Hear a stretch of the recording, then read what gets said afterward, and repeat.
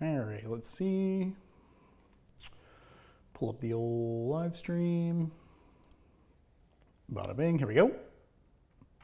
Wahoo! Okay, checking, pull up the stream. Okay, perfect. All right. Definitely not One Piece. D&D is back. Cool. Doesn't sound chaos. All right, do I need anything else other than end stream over there? Nope, you just have to hit stop streaming and it should be good. Poggers. Have a good night. Bye. Bye. Let's go. We're back. Hello. I suspect there will be a lot of me saying hi to Chad in this one. Hello. How crazy early. How's it going, skill check crew? I have defeated all of the skill check crew. It is just me. It is just me. And I will do my best to say hi to both chats. How's everyone doing? We had, like, if you guys weren't here when we did the quiet year, we had a giant pile of silliness. I'm in the way of it, but this ridiculous map. And then we did like a quiet year first look at the whole world. And there was so much there that I realized that probably a lot of like aspiring DMs, like newer DMs want to like basically get a glimpse of how like I would approach the first time building a world. Now, granted, this is a pretty great head start, but I thought I would just sit here and yap to myself, maybe say hi to chat. Hello, Chelsea. Chelsea's in chat. I am not a supreme overload. I'm a supreme mega overload. And yeah, I appreciate you guys keeping up with D&D. I see some people in the chat saying it's a heavy commitment. Yeah, it was a lot of time. Hello, I'm saying hi back. We had such a great time with our previous D&D game that is on indefinite hiatus, but D&D is awesome. I suspect this game will be a little more lighter weight, so if you're just trying to jump in and see some antics, this is probably the one to do it. But man, there were some good moments in the last one too. Halfway through the Quiet Year episode. Oh man, I gotta say, so the Quiet Year was a great exercise, but when we listened to it back, there was a pretty nasty voice filter. So sorry about that. Hopefully it's fixed now. We've kind of been working on that. So thank you. Let's go. All right, so if you do care about Quiet Year spoilers, I guess here is your official announcement. All right, fair.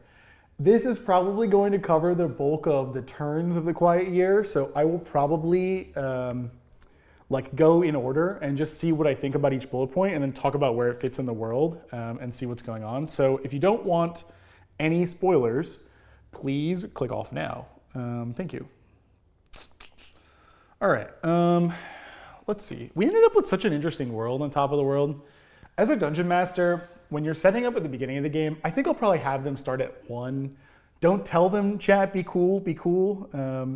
It's not really like gonna be a level 1 game. I'm gonna accelerate them to level 2 or 3 pretty quickly, because that's where most of the fun is. Let's see.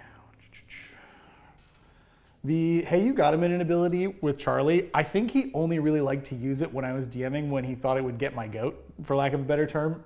And you know, he's a content creator, so it's that. But I digress. So the beginning of a campaign is always interesting because you kind of have to ask yourself, like, what do you think your players would like to do when they're pretty powerless? So the most classic D&D experience at level 1 is like you meet in a bar. You go talk to a guy, he says he's missing a thing or a person, he gives you 5 coins, it's the most money you've ever seen in your life. You go somewhere and like a kobold jumps out with a crossbow and like can kill you, which is crazy. I don't really know that I want to do that to Drew, who's played a bunch of times. But at the same time, like these guys are also, yeah, level 1 they're glass, you gotta actively try not to kill them, I agree. But I do really like the idea of characters that kind of, this is a concept that you talked about, how the characters step into a story or like they step into an adventure. So I think it's fun to start there with the expectation that you're gone there very fast. So I'll probably start them like, probably 1, but they'll get to 2 or 3 like within an episode or 2.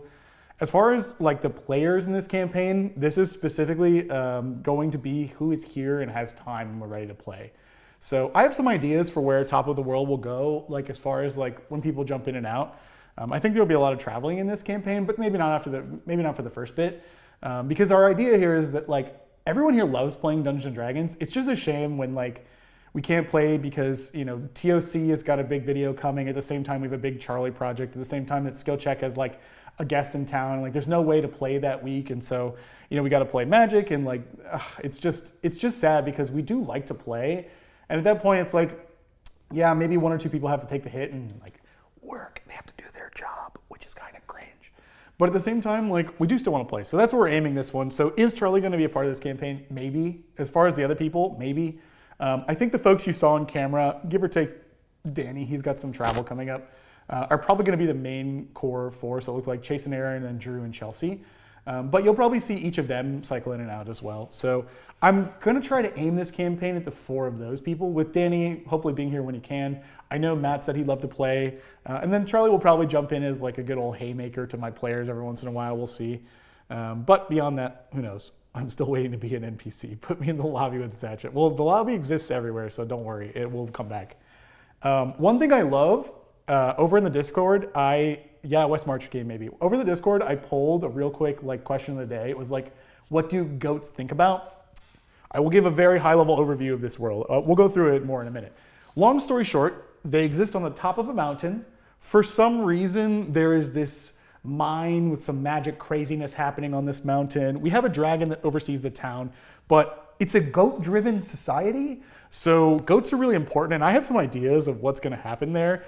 But I realized very quickly we have both Chase and Chelsea, and one or both of them is likely to play something nature-related. I'm not sure which, but the odds that they have speak with animals extremely early is super high because they just love animals, and that's fine and fun. But it means that the goats are real characters in this campaign, and I really like that concept because I want them to not be ready for the fact that I'm planning to have so much ammunition for these goats.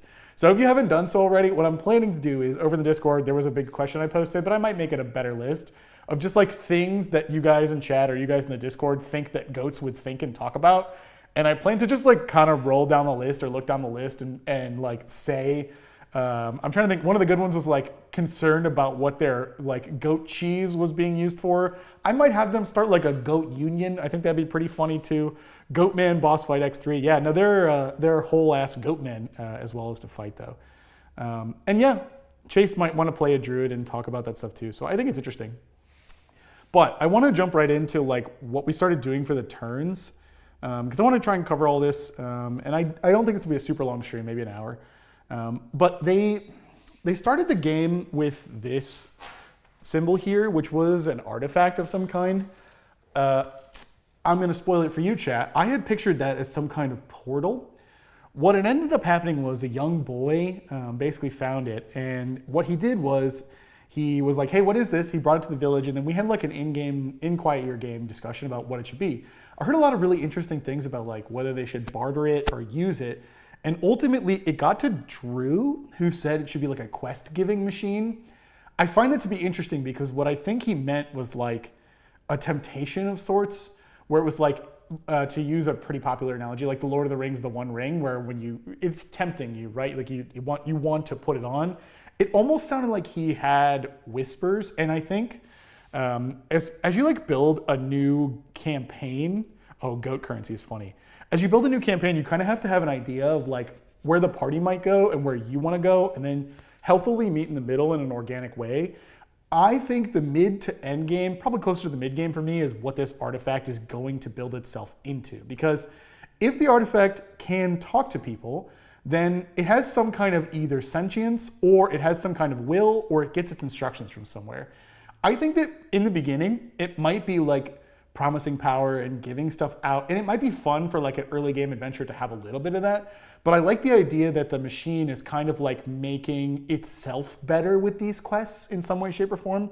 So be on the lookout for that. And I think that's where we'll go in the like medium term. Early game adventures are really fun, but a lot of my early game adventures are things that you saw in skill check that I don't want to use. So what comes to mind is like goblins. I love goblins at level 1. They're just so silly, and there's a bunch of stuff. I really like the idea of leaning into goats early, because the other thing you can do with like early level characters is basically like animals or animal shenanigans. Hello, Legion, good to see you. And I think what I might end up doing is having the goats like, you ever just have like if you ever have a pet and the pet has just decided that that day it's going to make your life like extremely like annoyed. Like it's gonna like meow at the wall, or it's gonna like constantly like scratch your leg or whatever. I think I might have the goats do that, and I might have them kind of like just be goat keepers for a day. Goats are obviously super central in this campaign, and what's honestly funny is someone in chat was the reason we have the goats. It ended up being a pretty cool story component. Like there's a legend of the goat man, there's a faith of the full moon that's like a creepy goat cult. We know there are multiple goat men. We've seen 3 of them. They have different abilities, which is all fantastic.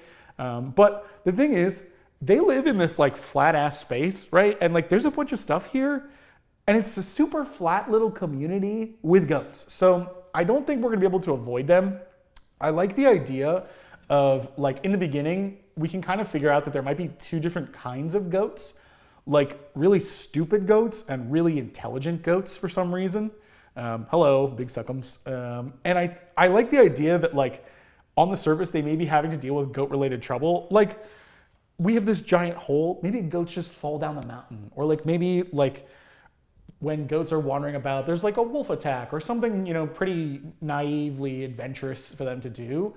But there's also just goats who just clearly understand the way of the world and are like almost a government, I would say, because like several times the players in there were like basically saying the goats, like, haha, the goats lock horns and there's an arranged marriage between houses.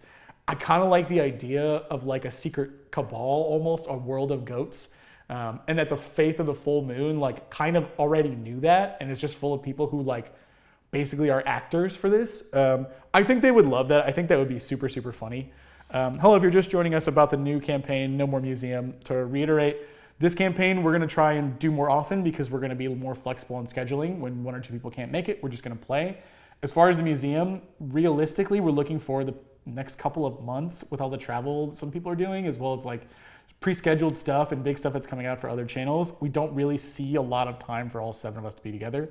So I guess 8 or 9, depending on off DM and crew. So we do still want to play. So that's why this campaign is coming out. Is it over? No, but definitely for the foreseeable future, I would say a good while it is on indefinite hiatus. Yes, someone mentioned the time cave. The time cave is interesting. My players certainly gave me a bunch of things to work with. So when you run like a beginning campaign, you don't talk about things like time and extra dimensional and like insane world shaping magic and like this crazy dragon that just kind of hangs out. And so I think this is going to be a pretty high powered campaign, but it depends a lot on what my players are going through. So as I'm going through the notes, the artifact seems important, especially if they play like an artificer or like a scholar of some kind.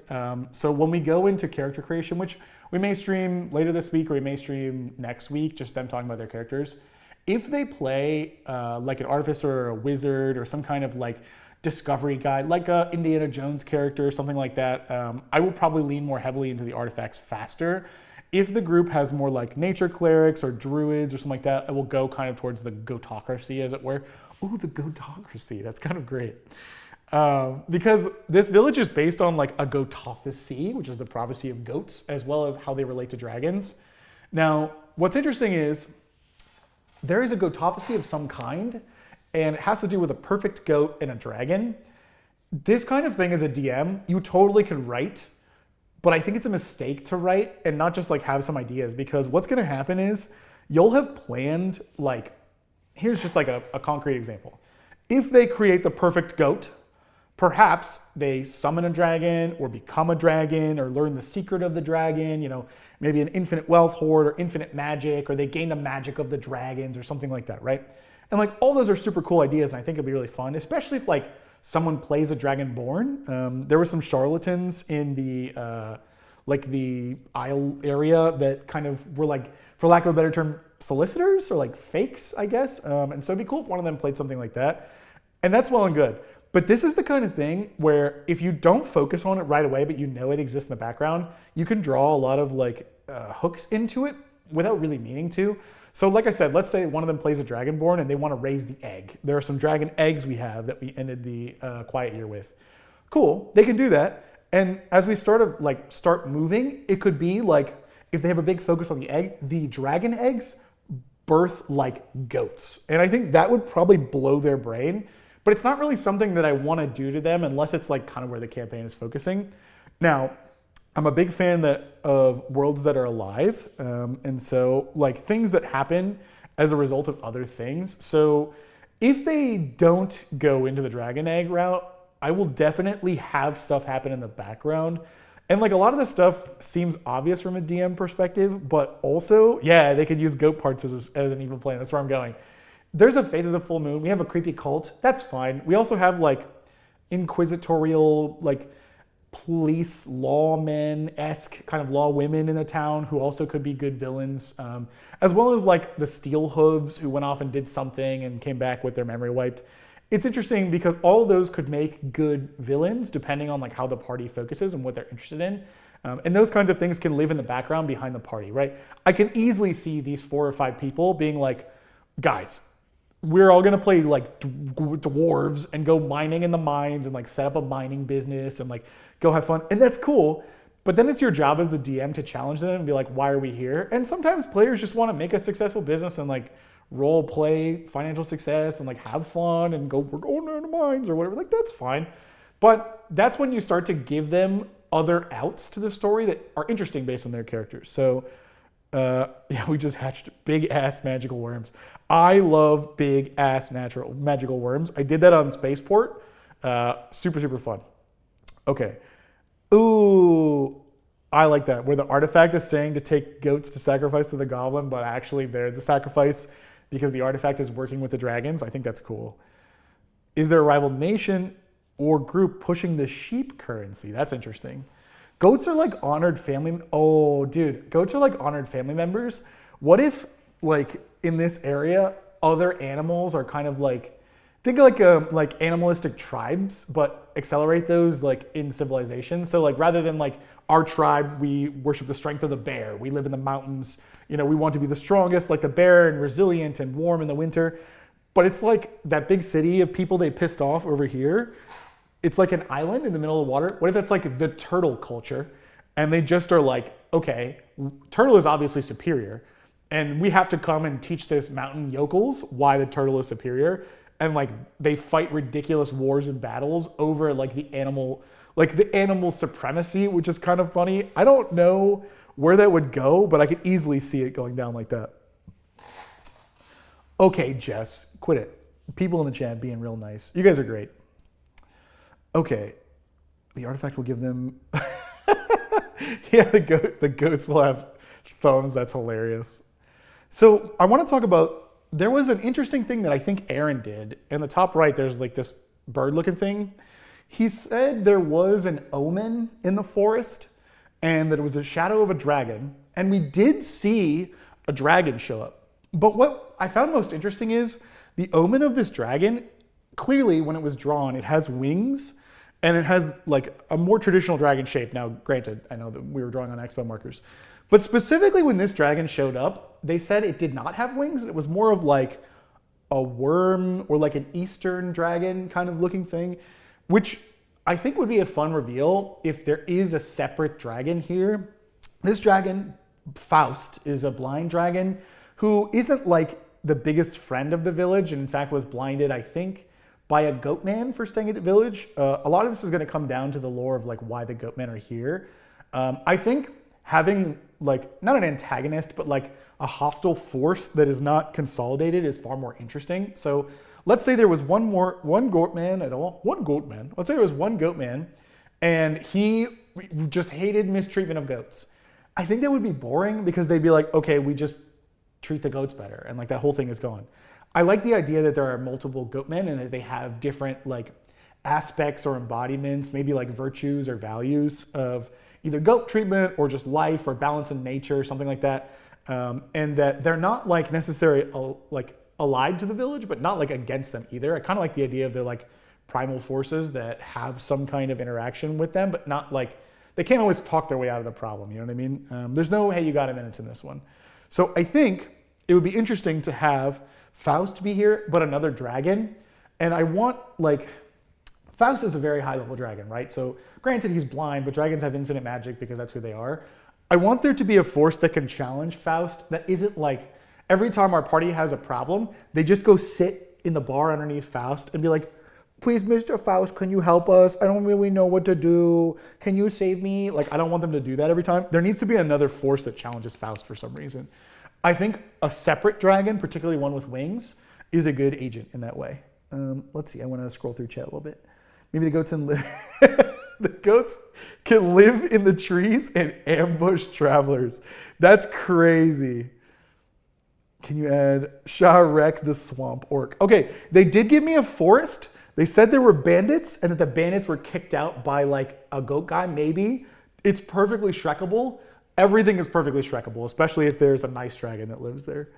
Goatmen can be burly demons or tricky fae. Ooh, I do think specifically Drew made, so I made the bottom of the world, which is like a mineral pit where they had an old mine. Drew specifically talked about Feywild there.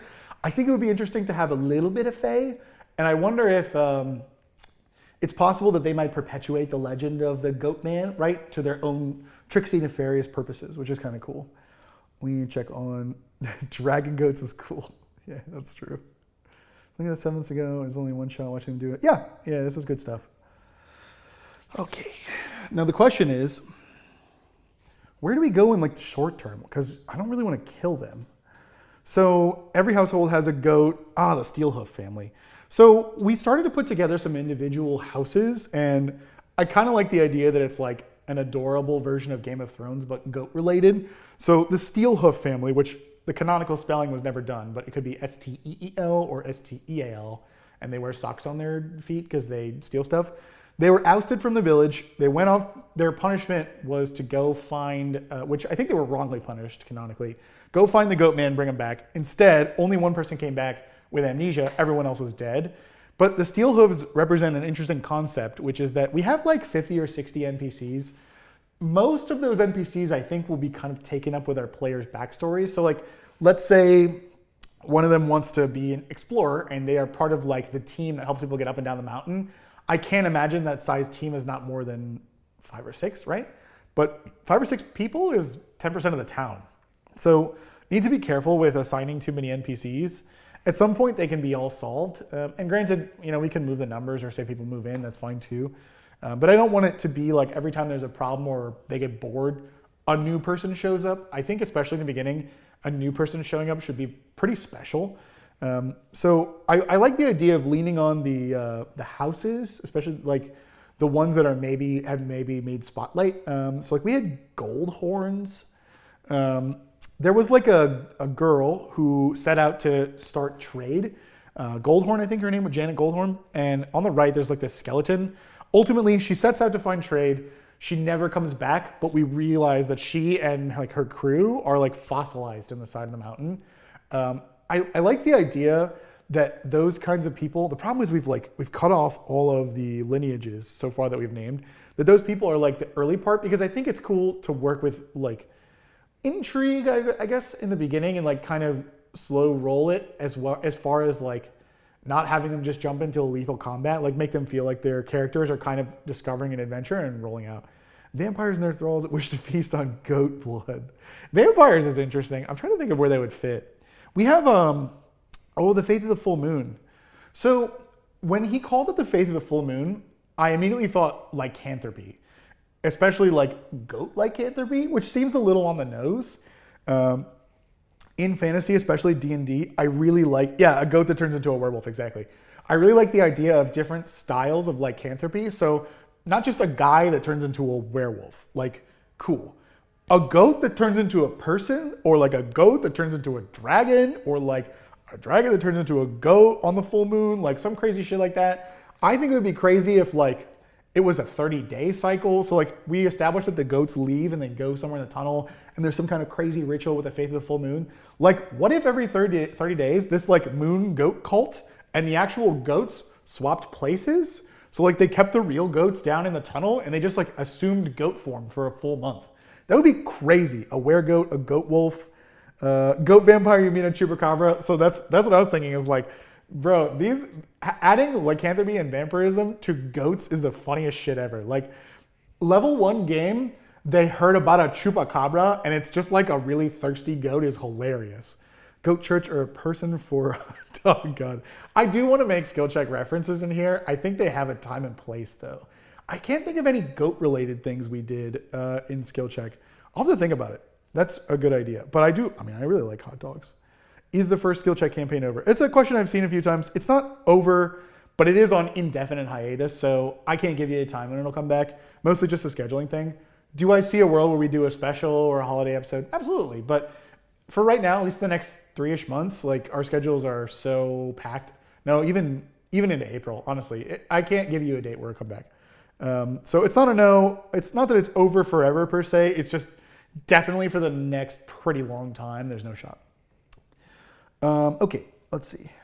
Feast on goat blood. Party must figure out who's killing the goats and figure out the goat. Yeah, I kind of like. So we have a few times in our world building exercise, we did this like somebody is stealing or sneaking thing, and obviously I kind of think they want to play a like. What they got to do in the skill check game, the original one with the museum, was like they jump in the portal, they kick open the door, they're immediately thrown into the problem. They can either fight their way out. I'm looking at like Dino Rodeo where they like didn't really know the world, but they like jumped into an arena and like immediately like went into the security room and like blew everything up and it was a problem. I kind of think these guys are at the point where they might want to like pull on the thread rather than get hit by the pie. And I want to try and give them that and see if they like it. So in the first episode, or at least the first game, I want to try and go slower with it. For the purposes of the museum, it was tougher to do this, but one of my favorite things in D&D is silence. I think it's a really powerful Dungeon Master tool. I might like opening up the camera and turning on the game. It's so powerful to just do something that's like, okay, tell me about your characters. Where are you? You're at a festival. Also, a goat explodes. There's a goat explosion. And like, they'll be like, oh shit, the goats are exploding and shit. And like, cool, yeah. And like, that would be super fun. And I'm not saying it'd be a bad game, but I also really like the idea that I just say, hey, what are your characters doing in town? I don't say a word. And what I think is really empowering about that is like, I kind of show them that it's okay to play the game the way they want to. And the first things they come up with, which will probably be character descriptions if I had to guess, I'll just kind of riff on that and see what we do. I kind of like that idea. Yes, the final boss was scheduling, D&D scheduling. Yeah, that's true. If you guys have DM'd or played in D&D games, it's so hard to just find scheduling. I've been DMing for, God, I don't know, 15 years, more or less. Time is an illusion and a construct we all agree on, I think. But at the same time, even in like casual home games, scheduling sucks, right? Because people have jobs. But especially here where it was like a professional thing, it was super hard because we didn't always, not only did we have to schedule ourselves in the room for the game, but also the editing team that had to work on it had to schedule them. And it was an added degree that was pretty hard. Goat poachers. Ooh, I love, Poison Love, thank you. I love the idea of a drug like that's just goat horn. Goat horn drug is awesome. And I think that that's a super, super, super good idea because one thing that's cool is like hearing like the name of a problem and then having a secondary reveal of like what is the problem. I'll call it like moon powder or moon dust or something. And it's like a temporary, God, you know what? I might even make it good. So I really like the idea of making your players be forced with choices that are impactful. Like it's so easy to be like, this is a goat-based society. If you find out that the goats are getting their horns stolen and killed for this drug, they'll be like, oh no, I don't want to do that. But if I tell them, also if you do the drug, you get a spell slot back, they'll be like, wait a minute, drugs? Maybe not so bad. So it's like, So I think I might actually try to do that. Please do a wrap. Yeah, I think we're afraid to do a wrap because there's more content we want to do with it. So we'll see. Thank you for the subscription. I thank you very much. We're afraid to do a wrap on that because like there's more to live out there. And the other thing is, for sure we can do one shots in that universe forever. So it's not dead, but it's hiatus for a long time. Now let's get back to the goat drugs. Now, if you take a horn from a goat, you could do it in a way that would not kill them. Is that a problem? I think yes, right? Yes. So here's my quandary. If you can poach a goat horn and steal it and have it not cause harm in some way, shape, or form, then there's no reason that I think anyone would really care in the village other than the fact that it's like annoying. Now, we've established that The houses have arranged marriage when the goats lock horns, and that might be a problem. But that's like a little too far into like societal intrigue, I think, for us at this level, unless they really care.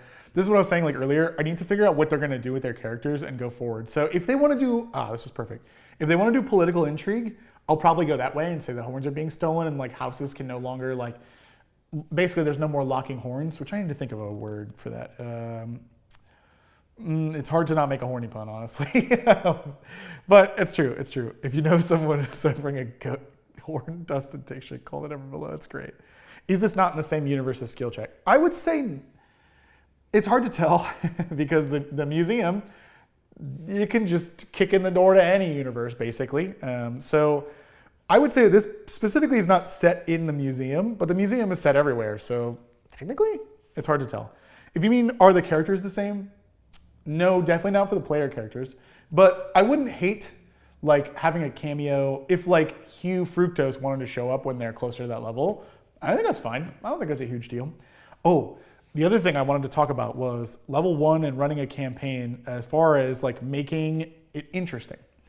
In our game over at the museum, what we did was we had the signature abilities. Hey, you got them in it, as well as, you know, Chronicle and those kinds of things. I don't want to do that this time, but I do really like the idea of like either once a full moon or like maybe depending on their adventures, giving them like a slotted blessing of the goats, some kind of like village power they can use or something like that. And what I end up doing, to the 150-ish of you who are here, I will reveal a great DM secret. There is a PDF of like 10,000 magical effects that is just out on the internet somewhere. I think it's like Net Libram's PDF. And a lot of times when you want to do wild magic, just like roll 2D 100s and go look at this table and just read it. Now, 9 times out of 10, the effects are so specific that it's like anyone wearing clothes within the caster's 2d4 miles is immediately a little bit chilly. It's like, okay, that doesn't really help me. But you can kind of get an idea of like something interesting from there. So like you can do like anyone wearing clothes, instead of getting chilly, their clothes look like they have icicles on it or something silly. So I will probably use something like that, just speculate a bunch of random effects and then apply them to some kind of like goat blessing table. And I want to give them the first one. It's like if they do well with the goats or the faith of the full moon or the dragons, like they can kind of pick a house sort of.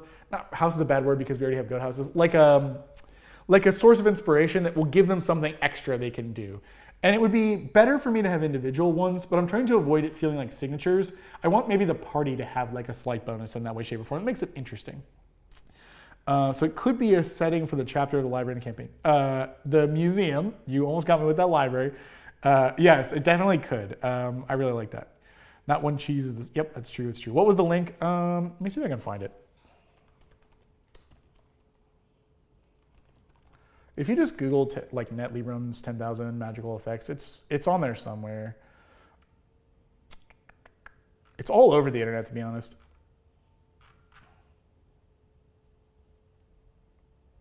This one is loading slow. I think that's because my internet is being used by the stream. But just Google it. It's a huge PDF. It's black and white. You can't miss it.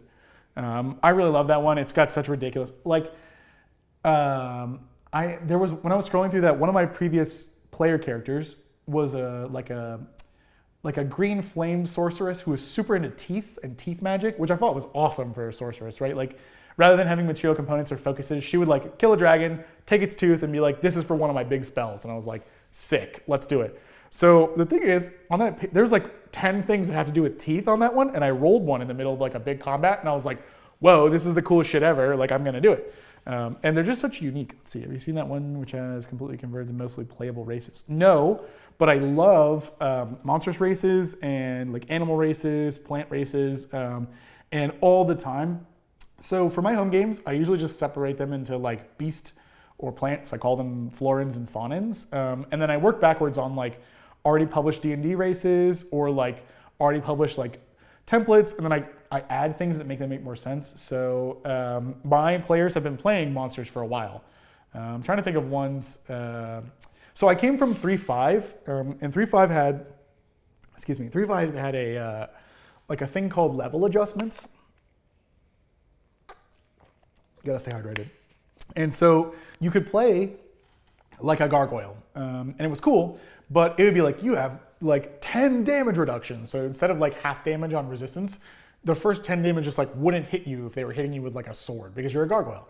And so to compensate, they would make your class level several levels higher. So if you start a level 5 game, instead of having like 5 points in sorcerer, you would have like 3 points of gargoyle, 2 points of sorcerer. And the idea behind that was like your abilities are so powerful that you lose class levels.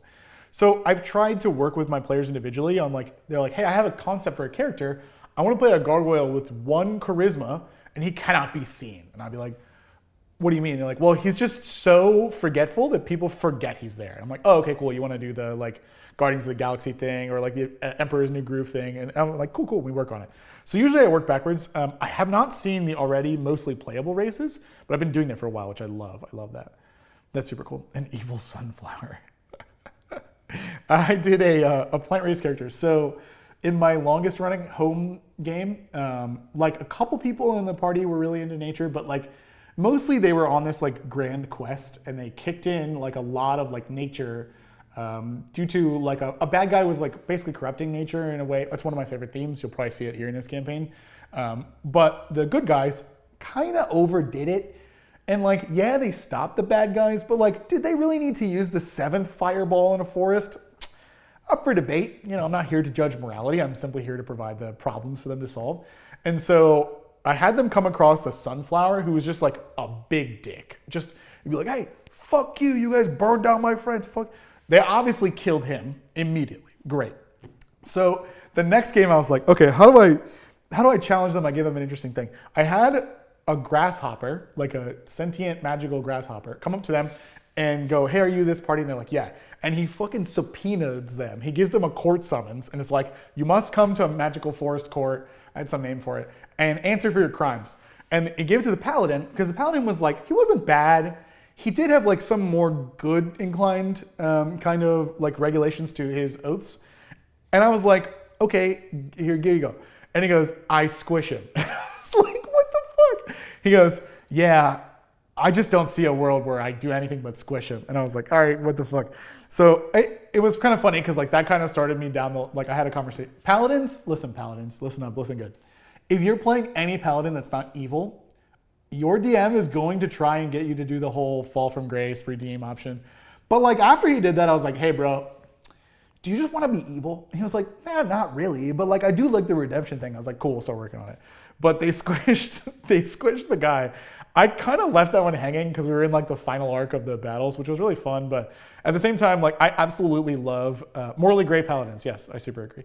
Jiminy Cricket showed up and subpoenaed them. Yes, they had they really liked the idea of grandstanding. Like so, whenever they met the big bad evil guy, no combat or bad things would happen for like 45 minutes. They go, you bitch, you're such a little bitch. We're gonna fuck you up. And like they'd be like, hold me back, hold me back.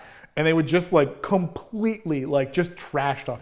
It was kind of fun because I'd sit there and be like, actually, you guys burned down that whole town you tried to save. Not great heroes. And they'd be like, yeah, because your bitch ass was hiding there and you wouldn't come out and fight us like a man.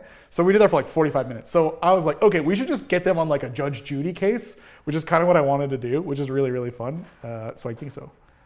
Oh, I hear noises. Oh, who's that? Hello? Oh, hey, bud. The cameras are live. Yeah, I just wanted to say bye. Do you want to say hi to chat? Yes. Hello, chat. I don't Goodbye, think chat. they can only see me. I'm about to leave. Yeah, I'm Oh. well aware. I saw Wait, it already. why does it The very say? beginning. Why does it say offline? Oh, that was weird. Did you Hey, see it? chat. It drew. I'm heading home, buddy. Okay, don't look. There's spoilers, but not Okay. really. Yeah, I know. I saw you talking at the beginning, and I was like, oh, this is spoiling. Yeah, you super should not be here. Well, I mean, I was there for like 20 seconds. Do you have character ideas yet? Yeah. Do you want to? Yeah, sure. I think it's just my microphones. You have to yell. So, I want to play the class that I put in S tier for our tier list. Oh. And I think that it'll work really well with the setting that we've created because Trial by goat combat. I will have a, you know, the thing that I put into S tier. If anyone in chat remembers, you'll know that it is kind of a hot take, but also it'll work really well with this setting. There's a particular involvement for a outside piece. Yeah, there is a There's an outside piece. Is that going to be canonically relevant? Yes, that's what I'm saying. Oh my god, that's going to be so good, baby. That's exactly what I'm saying. That's going to be so good. I think it'll be cool to take that like other places and see how it feels. Yeah, that'll be sick. We're conceptualizing animal warfare where every nation is like representing an animal. That's really sick. Yeah, it's actually really good. Oh my god, that's awesome. Oh, someone's asking if that's a Snuggie. This is not a Snuggie.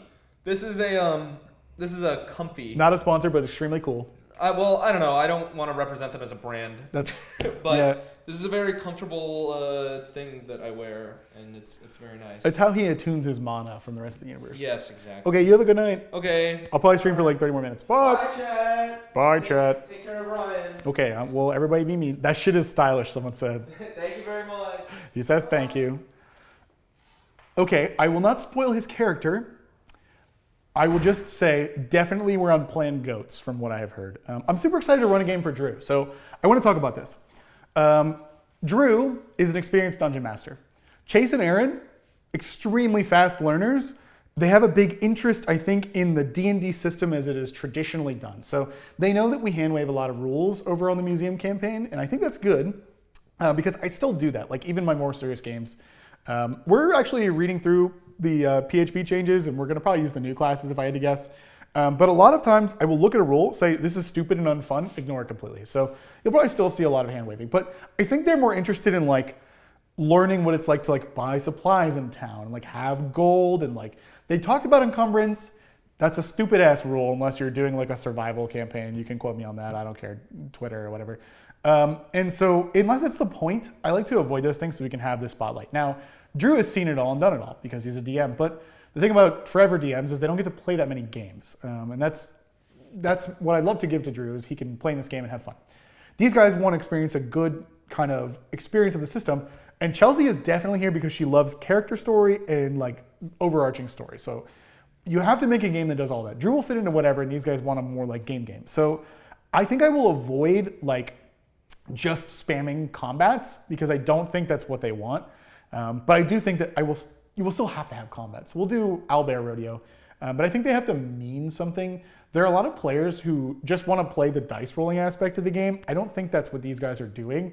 I think they like biting down on individual things and moving forward. So maybe in the beginning we'll be like, how do you do a party? Okay, here's what travel looks like. Okay. And then after that, we'll start to hand wave that stuff, which is cool. Yes, and if you are super, super lucky to have a game of mostly DMs, it's great. I've been in a long-standing, well, it's over currently, but a long-standing D&D game. If you guys are watching this, hello Circus Boys, you guys are great. Where we played Traveling Magical Circus and Pathfinder, and one of the best things ever because we all immediately were like, how do I become a supporting character? And it was really funny because like we have a party that basically everyone was supporting one barbarian. And like Pathfinder, the numbers are way bigger, but he'd be like, I rolled a hit, 63. And like the DM would be like, miss. And I'd be like, fuck. And then we would use any number of like reroll things, which was sick. And then he'd be like, 78. And he'd be like, all right, you hit. And we're like, woo. But it was super, super fun. Let's see. I allow them all to talk, no jutsu problems their way. That's true. Dude, knowing your players, if they enjoy, like, if you were one of my past players, please blank this out. Sometimes a dungeon master's job is to be beaten by the players in an antagonistic purpose. And what I mean is, you pretend that you're against them and that they fool you or outwit you, when really, you knew it was that way the whole time. Don't tell them I said that. Don't tell them I said that though. So a lot of times when you say, hey, I like to let my people like talk their way out of it. Yeah, duh, I mean, obviously. And Drew will know all of the monster stat blocks is exactly right. So I tell all of my players, oh, let's talk about this. So how am I going to build these early encounters? The first thing I'm going to do is go look at a stat block. That's how it's going to go. But by then I'll have an idea of like conceptually what the encounter is. So let's talk about that. Next box brawl went up today. I think we'll have one up early next week or Friday, just in case you're wondering. But let's talk about encounters. So I have an idea of what our early encounters are going to be. Now that I know what Drew's character is going to be, it will involve the goats in some way, shape, or form. I liked the Chupacabra idea.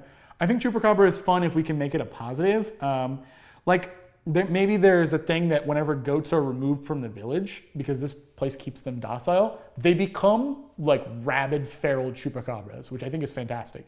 So if goats fall off the mountain, like this hole over here, when they go rescue them, they're like blood-sucking, like absolute beasts. I think that's cool for a low-level adventure to see. So let's start there with the working assumption that their first quest as a level 1 is going to be to reclaim a goat. Like, you know, some house goat fell off, and when they find it, it's going to be a chupacabra. I'm not going to tell them why. I'm just going to tell them what it is. They can fill in the blanks. Then when they see the next goat fall off, that's a thing. That'll be cool. Now, there might be a choice that a character makes that is going to give them more information, which I think is really cool. But in the same way, shape, or form that Drew knows the stats, Drew does not know the stats for no goat level 1 ass chupacabra because I'm going to make it up. So the easiest way to make an encounter your own is to look at an already established stat block. So I'll go find a goat, and if I can't find a goat, I'll find like probably like a deer or an elk. I will start with those stats. I will say, do these stats make sense? So like, let's say I went to a lion instead of a goat or an elk. The strength stats can be way too high for what I want. I'll work those backwards. I'll try to maybe add, look, here's the thing. Being a dungeon master, you can over prepare so easily. You can end up spending 20 hours on a fight that's going to take 5 minutes, or they avoid entirely. Don't do that. Do enough to make sure you feel confident running it, but that you can expand when it's time. So I'll look at that stat block, whatever I choose, goat, elk, deer, whatever. I will give it a goat ability of some kind. I think I will probably do like a goat shriek, where if the goat is surprised, it can make a goat yell. They have to make a DC 10, save to not be like surprised or confused or something like that. Would be really funny.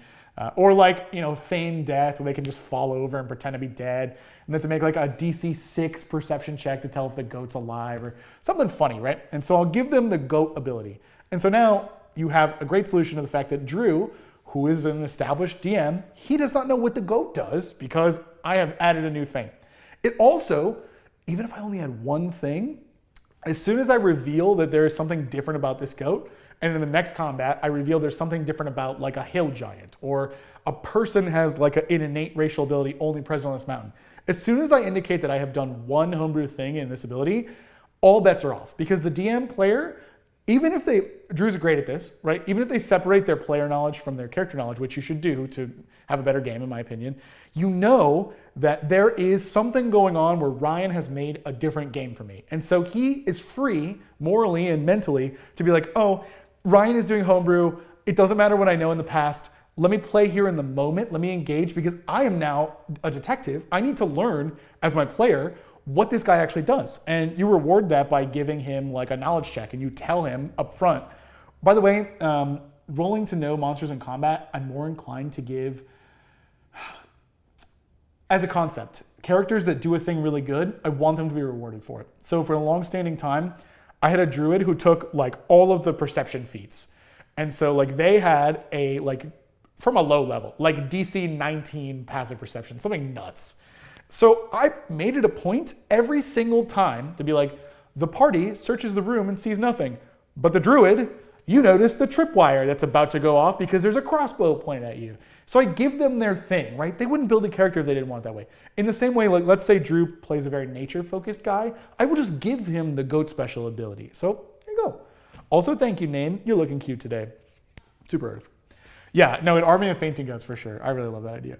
You know what's really a funny idea? If we do goat chupacabras as the early level, there's like, I love like Monster of the Week style monster hunts. I mean, I grew up watching like a bunch of cartoons and stuff, but kind of moving into my teenage years, like Supernatural and like monster hunting stuff, even to a lesser degree Scooby-Doo, where if you know the monster you're fighting, you know it has a particular weakness or a circumstance that gives you an advantage.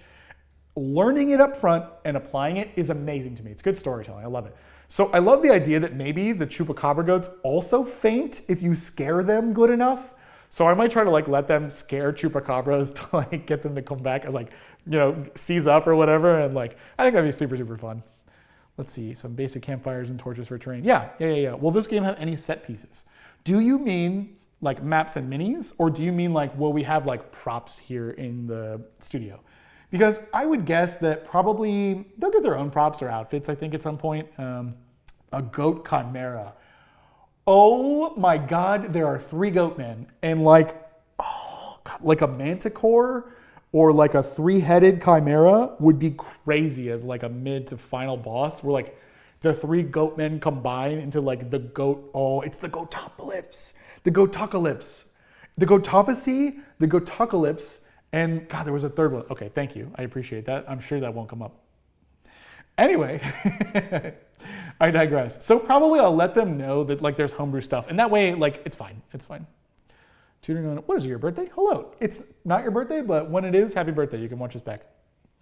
Let's see. I want to read through the Twitch chat. I have been neglecting you guys. New copy pasta drop. Let's see. That's true. That's true. Let's see. What if the goats have a sorcerer bloodline for goats? Holy shit, that's such a good idea. Thank you. That's really, really good. Goat sorcerer bloodline. So let me talk about what I expect to see out of my characters. I know what Drew's doing. It sounded like he wants to do a reveal on camera. I'm not going to steal that from him. These two, and maybe Danny, have not talked about it. If I had to guess, Chelsea will do something nature related. Maybe that's druid. Maybe that's a cleric. I'm not sure where that'll go. I could see her also doing something more like witchy as well. I hope that she takes good inspiration from her performance as Stewie because she did a great job on that character. I really loved it. So we'll have yet to see. Now, Chase and Aaron, there's a good chance that one of them plays, excuse me, I'm a little Charlie burpee, plays an arcane caster of some kind. I suspect that they probably wouldn't go to sorcerer unless I offered them this goat sorcerer bloodline. The question is, what does it do? Does it give them like, maybe it gives them like mountain walk speed, where like instead of a climb speed or a run speed, as long as they're on a mountain, they can like go double speed as like an expeditious retreat in any direction, which is super cool. I also wonder if they're like, what kind of spells would be good for goats? I was about to add the suffix C to the end of goats, which would not have been good, like goats and then that suffix types of spells. That's not what that means at all. Enhanced jump at will is so good. Oh, at some point, I think we talked about the fact that anyone born on the mount actually just canonically has a double jump, which I think is hilarious because they're all like kind of, goaty people. You cast Boo and the Chupacabra is paralyzed with fear. Maybe it's fear-based magic. Or like, this is interesting. Maybe it like splashes a little bit into like all those cleric spells or paladin spells that are like resistance to fear, like courage and bravery, heroism, that kind of stuff. That is actually really interesting. I'll have to, God. Or even if they can like eat like random stuff.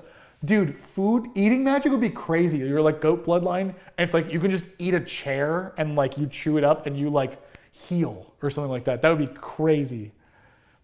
Goat milk has a healing vote. Okay, goat milk as like a carbon copy of like Moo Moo milk or like all the Zelda games where drinking milk healed you is amazing. I love the idea that there's no like alchemist here. There's just like a milk guy who can turn milks into different things depending on what they eat. Amazing, amazing, amazing, amazing. God, that's so good. Goat hooves for speed. Goat hooves of speed, like the boots of speed. That's so good. That's so good. I didn't read it because it was very long, but I will read it later when I have a second, I promise. I am very excited to see what that is. God. Now I have to go back to the drawing board because we have such good ideas. So we talked about the goatophacy. We studied the full moon. Children are raised to tend the goats, and the coming of age is whether they can lift a goat or not. Ooh. I wonder, a goat's weight being tied to the age at which like children can become men is really interesting. We talked about there being like a coming of age thing. Oh, the war. It was the war. So we said there was some kind of shadow war happening down in the bottom of the world, where there was some kind of like magic-based battle between the Fae and some kind of invisible people that disappeared after they were defeated. And there was some kind of fight, but we don't really know much about it. In that whole storyline, we talked about the fact that in this civilization, when you can lift a goat above your head, you become a man or a woman or coming of age or whatever that may look like in your identity. You become an adult in that way.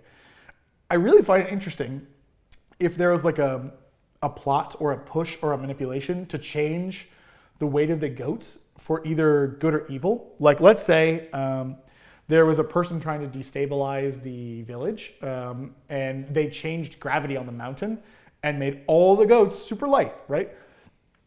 The children would have to go become adults right away. I really like the old story of like Spartan warriors during their coming of age, they'd have to leave the mountain and come back. Having like bested a wolf or fought and survived in nature. I think it could provide a pretty interesting political setting, which maybe not where we're going if they discover this kind of gravity-based plot early on to try and destroy the kids, basically, send them out before they're ready. So I think I'll keep that on the back. Spider goat, oh my God. Yeah, a habanero eating goat produces fire milk. That would be so funny if it was like a potion of dragon breath and it's just like spicy milk. That would be pretty good. Are the goats humanoid and humanoid goat people? Canonically, there are 3 goat men that at least one of them has the power to blind a dragon. We also know that during the full moon, goats stand on their hind legs and walk around. We do know there is a full cult of Faith of the Full Moon that worships goats. So are they humanoid? No, but yes. And there's plenty of room in there for that to happen. I kind of really think it would be interesting also for, at some point, like a rapid evolution of the goats where they start to become humanoid. We've already like given like a predecessor to this because there's a sickness that the dragon Faust has not really cured but paused, where people of like humanoid origin are turning into a dragon. They have scales. So this is interesting. Is this going to be a VOD? Yes. Every stream I do or we do here will immediately go up on the YouTube live and it will stay there. So if you guys like D&D content, don't feel like you have to catch it live. You will see it on the VOD. Hopefully we are done with audio issues. I'm really, really hoping. They're like centaur goat people. Kind of. This is D&D, right? Well, and then we're talking about, the D&D campaign that will be coming up. Yes, we're not playing it, yes. Draconic bloodline sorcerers. That is really interesting. I wonder if I can... So themed parties is always an interesting thing for me. I really love the Amen, which is like all clerics, or my favorite, which is just a metal band, which is just a bunch of bards that all do different stuff, College of Valor, College of Whispers. The idea of 2 different sorcerers, I'm picturing these 2, one is Draconic, one is Goat Bloodline. Like, that makes me think, I really like, so Drew's synergy system that he originally pitched that we worked into the game, instead of synergies, like just combo attacks, right? Like that would be, or combo abilities too, that they could work towards that I'm now describing the synergy system. That would be really interesting. Blood Moon of the Cult full of, yeah, Eldritch Goat God. I'm fully picturing like Cthulhu, but he's wearing a goat mask. And like you hear like the extra dimensional, like resounding thunder of the bow. And it like shakes the thing. Yeah, Chrono Trigger has abilities, that's true. When is Skill Check coming back? It was my fave show. So if you mean the museum campaign, that is on indefinite hiatus. If you mean Top of the World, which is a less stress game, probably we'll do characters either later in the week or we'll do them early next week. With a game, I would expect in the coming weeks after that. There are a lot of people coming up that have travel or stuff for content. So I think basically the answer to your question is if you just mean general Skill Check cast playing D&D, probably in the next 6 days or so, we'll do characters and then games shortly to follow. But after that, it's kind of anyone's guess. The concept of this campaign is that we will do a less kind of involved, required number of people game to play more often.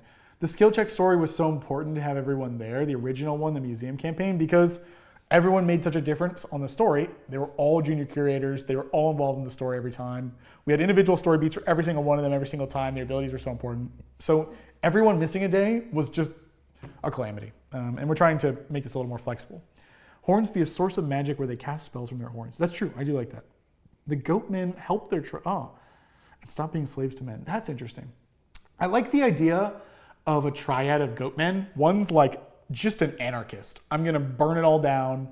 I'm going to free my people. I'm going to make sure that these laws can't restrict the goats anymore. One who's like, dude, the humans, they're taking great care of our goats. In fact, they keep them inside during the winter. It's warm. They venerate them. They love them. And then one in the middle that's kind of like the tie-breaking vote, who is kind of like a goat of the world, who's very low stress, maybe. Like he's kind of like a woods goat. You know, he's like a guy, he's like the woods goat. And they have to constantly convince him for a majority goat vote, which is awesome.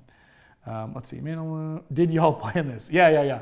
I'll go ahead and out. There's a grand cabal of all of the D&D creators, and we've just decided that it is my turn to stream on a random Wednesday. So for sure. What is the Goat Kingdom equivalent of the Goat Man? Well, he is, Chelsea canonicized the Goat Man I took a little liberty and I made more than one because, as I mentioned earlier, I don't like the idea of one consolidated thing. I like the idea of multiple different aspects and ways to convince and information, like a way to like convince one or like sway. I think there needs to be nuance, which is cool. Hello, Ryan Stream, Multipass. Whoa, Orc Raid, hello, thanks for the raid. Hello everyone. What'd you guys do? Stand and fight us. Okay, I'll fight. Hold on. I rolled a natural 20. Get destroyed. You can't even. Can you see? I don't know. It's tiny. Here, can you see it? Whoa! You guys get destroyed. Woohoo! Yeah, nat 20. I know. Okay, I will tell you. When I DM, I play with like a big collection of dice. It's usually this blue set, and every time I play and I roll against the PCs, it's like a 5 or a 3 or a 2. Wait, let me roll. Crap, 2. That's awesome. Man, I'm just, even rolling these dice, I feel like I'm back at home. 2. It's literally a 2. I beat you all. Because I won, you all have to tell me your favorite D&D class. I'm actually super curious. And if you don't, there's no consequences whatsoever. Let's see, the Pillars of Goat Society. I love the idea of goats. Oh, hello, also new people who don't know what we do here. I'm planning a campaign for my friends, and it will be goat-based on the top of a mountain. Druid, yep. And so I love the idea of a secret government of goats, where like the goats are really smart, and they like kind of nudge the humans in the right direction. So we talked about the arranged marriage of these like small town people, where they put all the goats in the middle of the town, and when they lock horns, the two houses are joined and there's a marriage, and they have like a Game of Thrones-esque house kind of thing going on. I love the idea that the goats, they know this shit the whole time. They know what's going on. They pretend and they like put on the pageantry, but like they've been manipulating the town the whole time, which is great. One time I played, I was a rogue and the group kicked me out for stealing all the loot. Okay. Rogues, oh, spaghetti time, I'm jealous. Rogues that steal from the party, how dare you, you criminals. I have experienced the full spread of that. One time, the whole party was really chill, and there were a bunch of DMs, and the rogues was like constantly stealing. He would announce at the table, he's like, I'm going into the tent, I'm gonna steal everyone's stuff. And all the other players would be like, hey, can I roll perception? We'd all roll perception, and no one would see, and he goes, yeah, they would all go, yeah, I guess, you steal or whatever. And then after a while, it became like a comic trope where they were like, okay, we're all gonna walk away from the tent now. We all have to go to the bathroom at the same time. And they'd be like, I steal, and then I'll roll perception, and everyone would find and be like, damn, okay. And it was like kind of a funny running joke, and the rogue did a good job. He'd be like, every time like a party expense would come up, he would go, oh, I happen to have 37 gold laying around. And the party would be like, that's weird, that's crazy. But then I had it all the way on the other end where he would just blatantly steal from everyone. They would be dirt poor. They knew like it was him. It was bad. They did a whole magic trial and then, woof. It's okay. It's fine. It's fine. Anyway, if you steal from your party, I hope that you go to magic trial and you lose. The goatmen being the evolved humanoid goats might be something. Maybe they live in a secluded area where there's always a full moon. Okay, so we did the quiet year. For those of you who are just joining us or hanging around, we did the quiet year to establish this world. And one really interesting thing that has happened is we set up a time cave. And I wish I knew more. Oh, the throat goat. There has to be a throat goat. Dude, oh my God. Okay, mentally I was I apologize. My ADHD is running rampant. I will complete several thoughts at once. My running theory about this town was that there was a speaker who kind of represented all of the goats. He probably was like a low-level druid or shaman who could actually talk to the goats. I did not think about the fact that he can be the throat goat because he speaks for the goats. That is canon. I appreciate that. Now, what my players had done, they invented this time cave. All we know is someone or some group of people has gone into the cave and they come out really old. At the end of our quiet year, they sent a bunch of kids into the mine. I don't know why we did that, but basically they sent kids in to play Minecraft in like a time dimensional thing. I kind of think it's a really cool idea if like, depending on if you go in there with a goat or not, or like your age and you go in there, some, magically relevant factor, you come out as a goat man, like in the forest or like a were-goat or something like that. So I think that's a pretty great idea. They need to perform a ritual, otherwise they have to pilgrimage and then go trying to get their magic back. Okay, we had said that there was a faith of the full moon, that every time there's a full moon, the goats kind of wander down into like a mine and they meet them in this tunnel they just found recently. And there's a big ritual, everyone's dancing and stuff like that.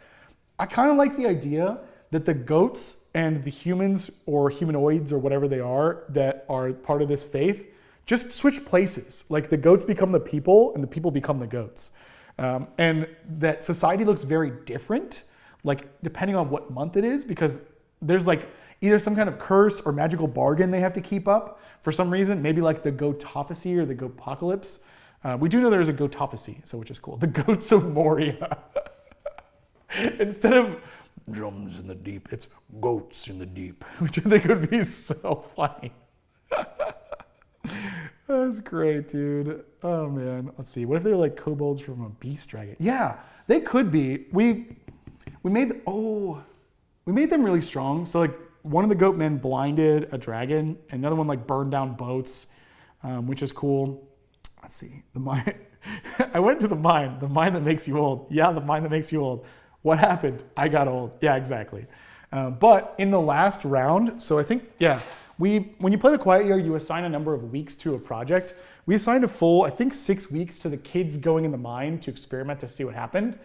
Only like a week or two went by before the game ended. There's still 4 weeks left on the project. So I kind of have control of that. I kind of really like the idea that something weird happens to them. I don't know.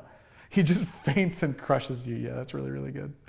Go to perform a satanic ritual, blood moon ritual or something like that. Okay. This goes back to something I was saying earlier, that you have to know what your players like, and it is your job as a dungeon master for them to have fun. Chelsea would absolutely go crazy if there was a ritual to summon a goat man. Now, I like the idea that they have seen goat men, but they are imperfect goat men, and that like the real ritual has, I wonder if someone's been summoning bad goat men, and that's why they've been causing these problems. And there's a way to summon the goat man, which is like the real version. All these are fakes, which are cool. A goat archer and it's Rambo. Holy shit, that's so funny. That's so good. Thank you. I'm reading the thing where the wizard, an abyssal mage convinced a bunch of kids to get eaten. That sounds like some shit that I would do. That's awesome. That's so good. If a wild magic burst happens when you're in time cave, you can make people in radius of goat man. Interesting. I wonder if, so we haven't covered magic in this world. I like the idea that there is something spicy about it. So they want to play a more traditional Dungeons & Dragons experience, which I think is fine. Wild magic mentioned, yeah. Please utilize the wild magic. I hope, this is kind of where we have to go with the character creation process. I hope one of them picks a wild magic character of some kind. I would love for there to be goat wild magic. That would be super, super cool. The question is, what are we going to get? And if there's no reference to like arcane magic and then like a study of magic, it'll be hard for me to steer it in that direction because it won't be really the thing I think they'll want. Unless we like get a cameo from like Charlie or Matt or something like that. I'd be curious to see what those guys would do. As far as a hidden Foundation Collector's box brawl that hasn't made it to the channel, no, just the one. Answering that question really quickly, we had a Foundations box brawl and the footage got corrupted.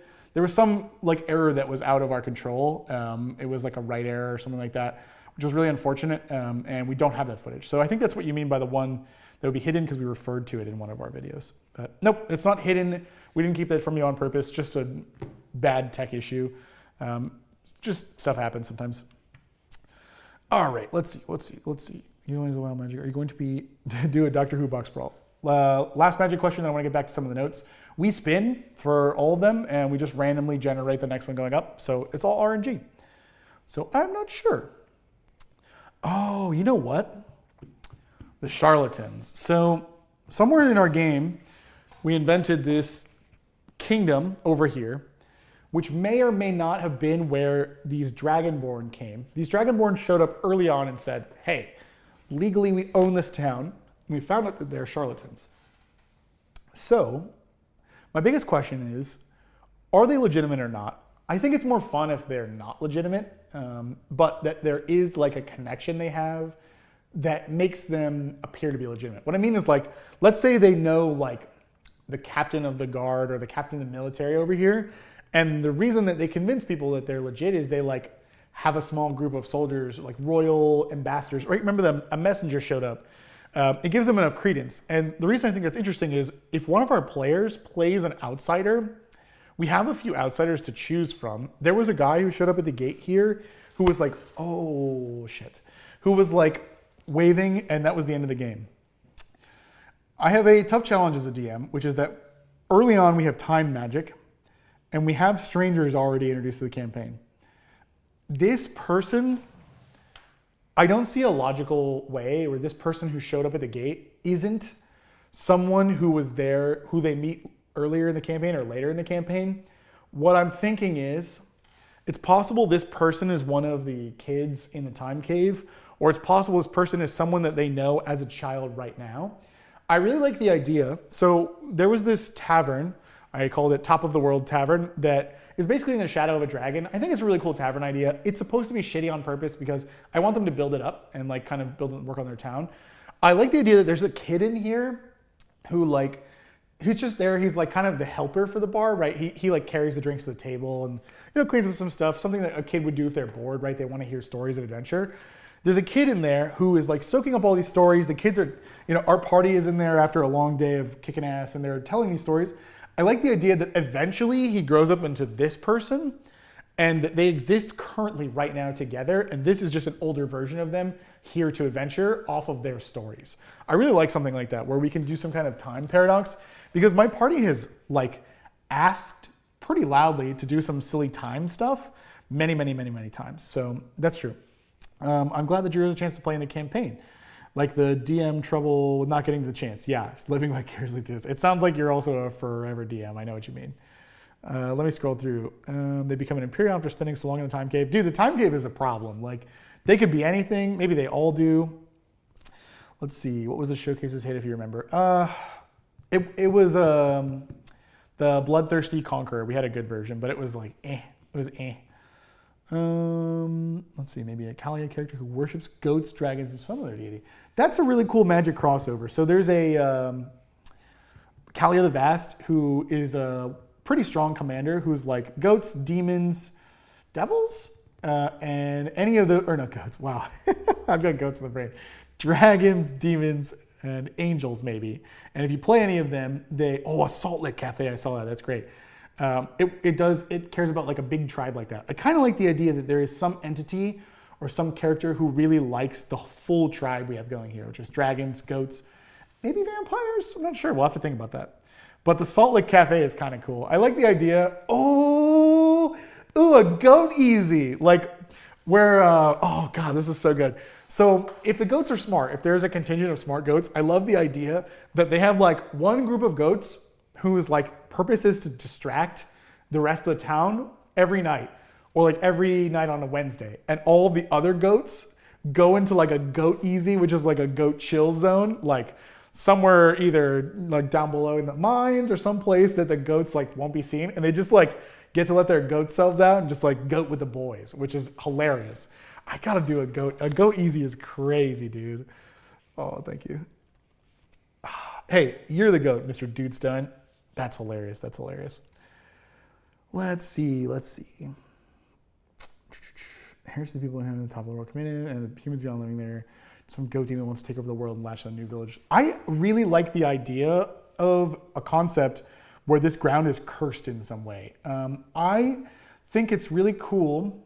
Some of my favorite, I'll peel back the curtain a little bit. Some of my favorite fictional influences are either like darkness and tragedy set in a lighthearted world, or like lighthearted fun set in a tragic background. I think that they provide really fun moments for D&D because you can often zoom in or out when it's relevant for your story. And like the trope of my parents died as an adventurer, I have to go adventuring because I have no family and nobody loves me and blah, blah, blah, I'm gonna, whatever, is overplayed and overdone.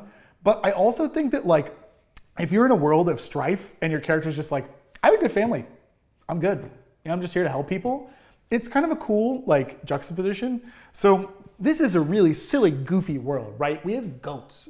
Goats are magic, or maybe goats are dragons, I don't know, and it's super fun. But I really, really, really love the idea. And I had already been thinking of how to do this, of something dark is happening here. And given that I'm leaning right now to the early levels, to there being some kind of curse, where if the goats leave the mountain, they become chupacabras. I love the idea of like a prior version of the town or a prior generation or whoever lived here before made some kind of deal or bargain or mistake. I think it's cool. Wonder Draft is a really good map builder for cheap. I have not used Wonder Draft. I think we evaluated it in the early stages of the museum campaign, but most of my DMs the people that play with me are extremely talented, and I've been spoiled in not having to make very many maps because I just have people who are more talented. So we used, I think, Dungeon Draft, but I'll look into Wonder Draft because I need a way to make maps that does not involve Drew, so I'll check that out. Ooh, screw my idea, that's a banger. No. We're all working together here. I'm so happy we're doing like a live stream-esque thing because you guys are funny. Don't tell me when I said this. Be cool. You guys are funny and you have good ideas. Like this whole goat thing, I think was a chatter. Like I think that's great. Let me see. What would they serve? Oh, in the goat cafe, it's got to be salt blocks. Yeah, but there has to be like. I'm trying to avoid the jazz bar from the museum. But I love the idea of an ice bar. If you guys don't know what I'm talking about, it's like a bar in like a cold place or a place that's like refrigerated, like inside like a building. You can make a metal room where like the bar counter made out of ice, like chiseled ice. The tables made out of ice. The glasses are always cold.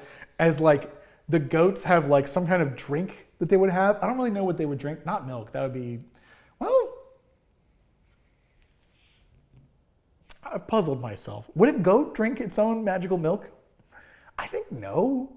I don't really know. But they would drink something. I love the idea of an ice bar, I think. Goats can eat hemp. That's true. Oh, that's really funny. That's super good. The bar floor could be grass. That's awesome.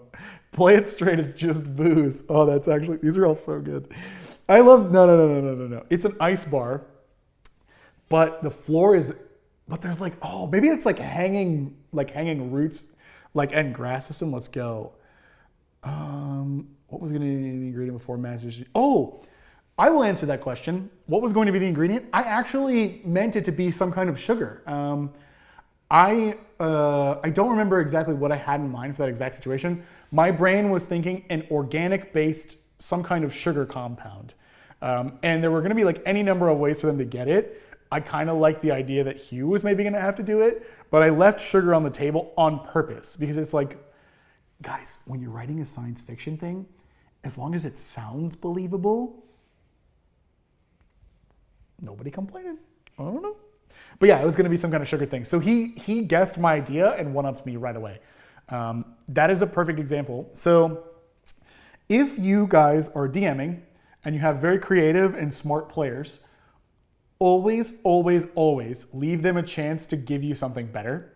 When you were writing, like I knew that was going to happen, and I was hoping that someone can come up with something better than me, because everyone that plays at this table is very smart, and they're also very funny. So when he said in that moment, like Hugh's mom, way better bit than anything I had planned. So that became a full rewrite. I just moved on and let him have it. Grass juice, like one of those like super greens or whatever, like at a juice bar. Oh my God, is it a juice bar? Oh, grass juice is so good. Green juice is so good. That's so good. I love that. Man, what animal would qualify as a goat nemesis? That's a good question. We've kind of set up like opposing forces maybe of dragon and goat, but I don't know if they would be opposing. There might be a world where they work together. It's interesting. Kick the can would be hilarious. It might even. That's great. What's a good way to get into Magic? If you have a friend, I would buy like either starter decks. They have a new name, but there's like battle decks where you play 1v1. Start there. They're like $20-ish, and you can figure out if you like the game. If you don't, go to a local game store. Ask people, how to play Commander, or if you can play with them, something like that. Shop owners will be the good way to do that. The goats can be freaking vegan. Oh wait, the goats have to drink their oat milk because of the curse. Ooh, interesting. Now, goats having to drink their own milk has an interesting, kind of impact on the story, because if they go to this goateasy and they drink like regularly, but out of the view of the town, having it be because they have to is really interesting. Like, the goats have to drink a combined amount of goat milk, and that might be why. So we have, to add on to this, there's like a cursed milking machine that they threw to the bottom. I wonder why a cursed milking machine would have been cursed.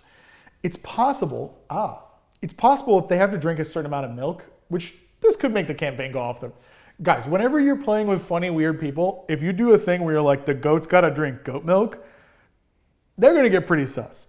So I'll have to think about the impacts of this. But let's say the goats have to drink a certain amount of milk every month, or like the goatocalypse happens.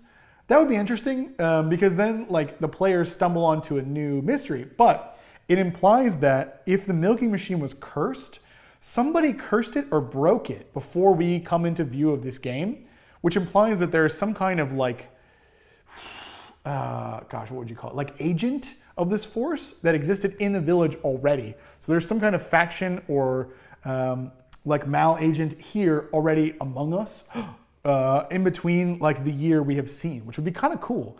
Kind of like that idea. Yeah, cheap commander deck is good too. You can also buy cheap commander deck and then go to your local game store. Super agree. How many scenarios do you prepare as a DM for each session, and how important is it to keep a group on track? There are 3 kinds of DMs. There is, I've done nothing. I have no idea what we're doing, but I know the rules pretty well, and I have a basic understanding of monsters. I can put that shit together in no time. You sit down, the group says the thing they're doing, or you give them a very loose thing, and you go, okay, guys, let's take 5 real quick. You got like a monster encounter, you slap it down, you have some fun. Nothing wrong with that. There is, I have planned for this. I've planned for every eventuality. I can see the stars aligning of your child's birth. I know what character he'll play in our 10th campaign. Don't do that. Now, I'm not saying not to do it if you like writing stories in fiction. And for one of my long-standing home games, I had a concept for like a book or a story that I was going to write. And I just took the concept of this story, and I had not written much into it. And I just said, hey, do you guys think this is an interesting world? And they were like, hell yeah. And I just slapped it into them and I gave it to them. I didn't use any preconceived notions about the book, and we played. Now, the thing is, you could write a ton of fiction in there, and then your players could look at it. God, my first time ever DMing, I was not supposed to be the DM. I was supposed to be a player. But we were like at the point where our parents were still driving us around because we were nerds and we were too young to have a car, and the DM couldn't make it. But everyone else had gotten time out of their day and had made it there, and we were like, we got hours, what are we gonna do? And I was like, you know what, guys? I'll take one for the team. I'll learn how to DM. I'd play the game once. I will do my best. I can't promise perfection, but give me like 20 minutes. I'll figure it out. So I sat down. This cool murder mystery about were-tigers. It was going to be a whodunit in a small village, and the only non-were-tiger was going to have framed like the village mayor's daughter or town mayor's daughter by making it look like a were-tiger attack, and it wasn't. My then party, some of my best friends, looked at this adventure I had planned in 20 minutes, knowing that I was not a real DM, and said, that's cool, bro. We go that way. And I was like, I forgot they could do that. So from that point, I realized I did not want to be a full prep DM. And I don't think you should too, especially if you're not getting into it. Now, if you like writing fiction, do it, because there is a component to that I will talk about in just a second, which is the middle, which is figure out how much you need to prep to be ready. I try to go on the lighter side, but I try to prep more on things that I know can slot in anywhere. So that were-tiger village, from that analogy, I left there. I didn't say that it didn't exist. I just said I made a point to say, okay, you walk away from it, you see an NPC, he kind of looks out and he sees you guys walking away and he kind of gives you a stern. He looks like this. I was describing the mayor. Then at that point, I'm flying by the seat of my pants. It's important to do improv, right? And at that point, I'm trying to figure out how to DM. You need to find something interesting for them to do to buy yourself time. So in that case, that's what random encounters are for, or NPCs or puzzles or challenges. But later on in that same campaign, they came back to the town and I didn't tell them to do it, but they did it on their own. So if you prepare more than usual, keep that stuff around because it might have you might be able to reflavor it and move it into the middle slot. But the middle slot is correct. The real reason I like just preparing enough and like having some extras in the background is because D&D is not a story that you write. It's a story that you do mostly write and have control over, but your players should make a big impact. If you don't want your players to have agency, you want to write a book. And I think that's wrong.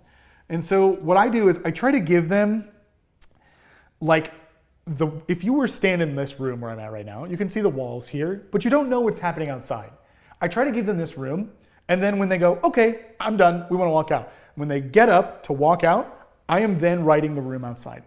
And I may have 3 or 4 ideas of the room outside, and that comes from like this library of stuff I've already prepared, But generally, I don't want them to feel like their choices are invalidated. And what I mean is this. In a regular room, you have doors and windows. You can go out those. But in D&D, your player says, I'm going to dimension door 400 feet straight down and just hope. And you're like, oh shit, I didn't plan for that. But here's the thing. If you know your players and your party, you can plan for those like most likely outcomes and circle back when you're not. So it's more about the fact that you need to know what you're up against before you can really have a good idea of the amount of prep you need. Now, if you're just getting started, prep some stuff, tell your party that, hey guys, I planned this adventure. Do you mind going this way? But learn from your encounter. So I'll give you an example. In my longest running home game, I had a monk who played with just a ring of free action in every single scenario he could use. I would purposely give him scenarios where he would be held down by stuff so he could use the ring of free action. That's what I'd love to do that. So as long as you have an idea, you can kind of prep enough. I hope that answered your question. That was a lot of ranting. I do see people giving advice about Commander in the chat, so thank you guys for doing that. Any advice for someone getting into D&D? The first thing is, hopefully you can find a group. If you can find a group, someone willing to teach you, go for it. Being a first-time DM, that's not so bad as long as you're playing with players who have experience. If everyone is new, just be forgiving of yourself and your players. Make sure you guys all know you're there to have some fun. I would try to get like a pre-canned, is what they're called, campaign. Try to find an adventure where someone's written it out for you. There's a lot of good ones on Reddit of like short one-shots, and play with guys or gals who have some experience. So I think that's where you should go. Let me read through some of the comments. You're doing an Innistrad Remastered pre-release. I'm so jealous. Good luck, good luck, good luck. Some of those Innistrad Remastered cards look amazing. Outside doesn't spawn until you get on a loading screen. Yep.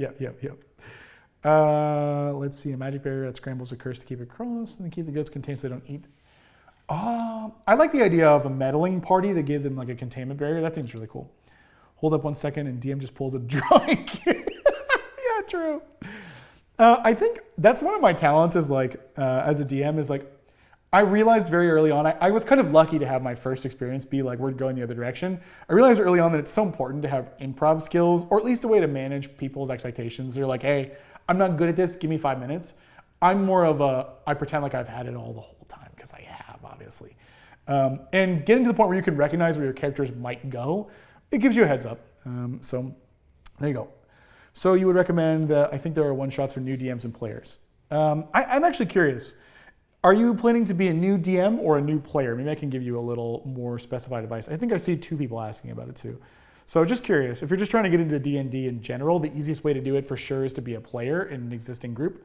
But if you don't have that, you may have to convince your friends to play, and you're likely to be the DM in that point. Let's see, join the Discord. Yes, our Discord is filled with people who love Dungeons & Dragons and they love stories. They will definitely help as well.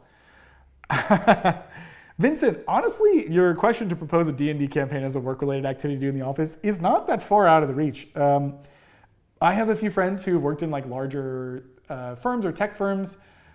A lot of people, especially in like, not necessarily nerdy, but like intelligence-focused fields, stunningly play Dungeons & Dragons or Magic the Gathering. It's not impossible that you could find a group of people who wants to do that.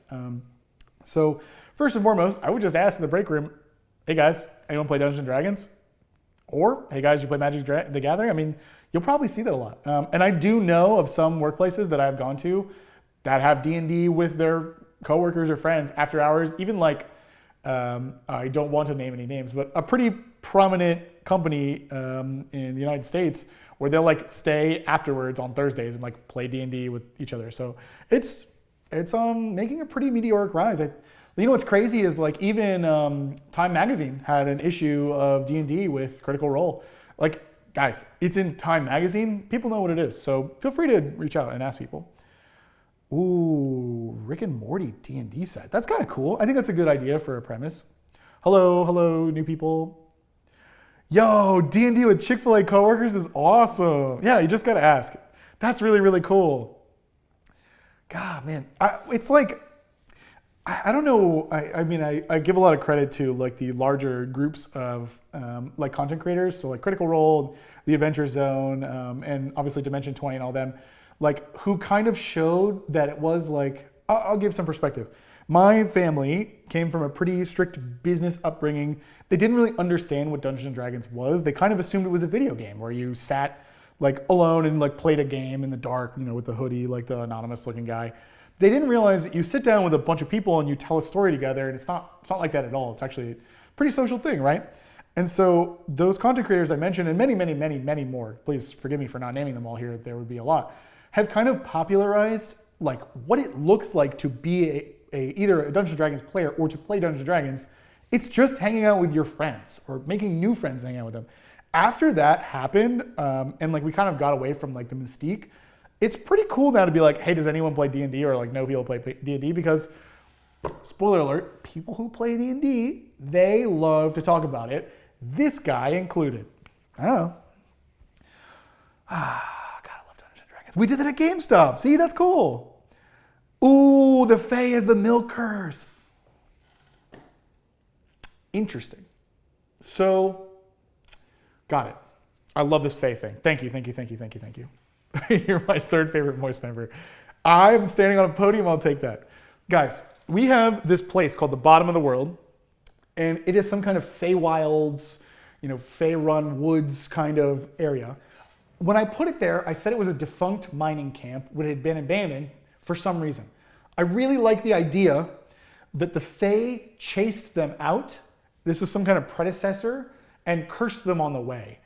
The milk curse is interesting. I think I gotta dial in the knobs a little bit on it, but I love the idea that this whole place is just Fae cursed, and that there was a phantom war of some kind. And we talked about there was an archmage or a magus or something like that, the Eladrin, I believe they're called, that Drew proposed, who kind of died setting up the artifact. I like the idea that after these guys joined in the war to help the Fae with whatever phantom was kind of bothering them, there might be like a Fae kind of uprising or rebellion to reach out to the top of the world and like start to treat them favorably and like help them break this curse. That would actually be a really, really, really cool idea. Let me see. Fae curse, milk, Ouroboros. Interesting. Interesting. Someone asked if I played Marvel Rivals, who would I main? Honestly, not sure. I was playing the absolute daylights out of the RuneScape leagues, which are basically closing now. I'll probably look into Rivals after I'm done. I'm just doing my last things there. So I'm not super familiar with the like list of characters. Although I would probably not play Moon Knight. I heard he's pretty bad. Well, he sounds cool. Let's see. The Quiet Year, me and my players' needs are fleshing out the backstories. That's cool. Dude, honestly, the sad thing about the Quiet Year is it's so fun, but like you use it to set up a world or a community or something, and like there's only a limited number of times it feels like you can do that. Like how would we integrate the Quiet Year again? Like maybe for this civilization, I guess. I kind of like that idea. It's just so fun, and I want to do more of it, which is crazy. Ram Warlocks. Oh yeah, for sure. Yep. Moon Knight is amazing. He's my main though. I heard he's bad. Okay, I heard he's bad. I'm just slinging shit because I don't really know what to do. He's actually quite good. Oh no, my friends are bad then. My friends told me he was bad. Guys, are you bad? I thought you had good elo. Damn. Eye Scar is good. Okay. I really like the idea of these custom goat classes. I like the goat drug idea. I think it's cool. The goat easy. Oh God, that's so good. The question is, we have so much like beautiful, clear lines for the goats. What are the dragons doing here? And why is there a dragon like chilling, right? Like Faust is a really interesting character. He is a dragon who exists, who's not necessarily friends, who was attacked by the community, who is still here for some reason, who was blinded, who we tried to heal, but that failed. He has to be here for a really, really, really, really good reason. And I don't know what it is. Like, why would a dragon of sufficient power be here after taking this much shit? And I kind of think dragons are motivated by several different things. I love the idea they proposed of this Eastern dragon because it kind of lets me break away from like stereotypical D&D, like, it's the dragon's hoard, a pile of gold or gems. I really like the idea that it's something more nuanced and soft. Maybe it's like he lost his partner, and it's perhaps that like he has some kind of scheme to reincarnate them through the time cave, or maybe his partner was cursed in some way, shape, or form. I like the idea, maybe going back to that lycanthropy where he's one of the goat, or his partner or their partner. I don't know that we established a gender for Faust. I think he is what they said. Would be cursed, right? And be part of like the goat men. Maybe it's one of the three, which is interesting. He's just a chill dragon. He likes the place. Yeah, that's true. They did say he's just a chill dragon. But like, what if he was a chill dragon that like also was kind of there for a reason? And maybe it's like, oh, okay. The chill dragon vibe is good. He's a chill dragon. He's being hunted or chased or persecuted for something. And like, he feels pretty safe, like up high, you know what I mean? Like with these guys.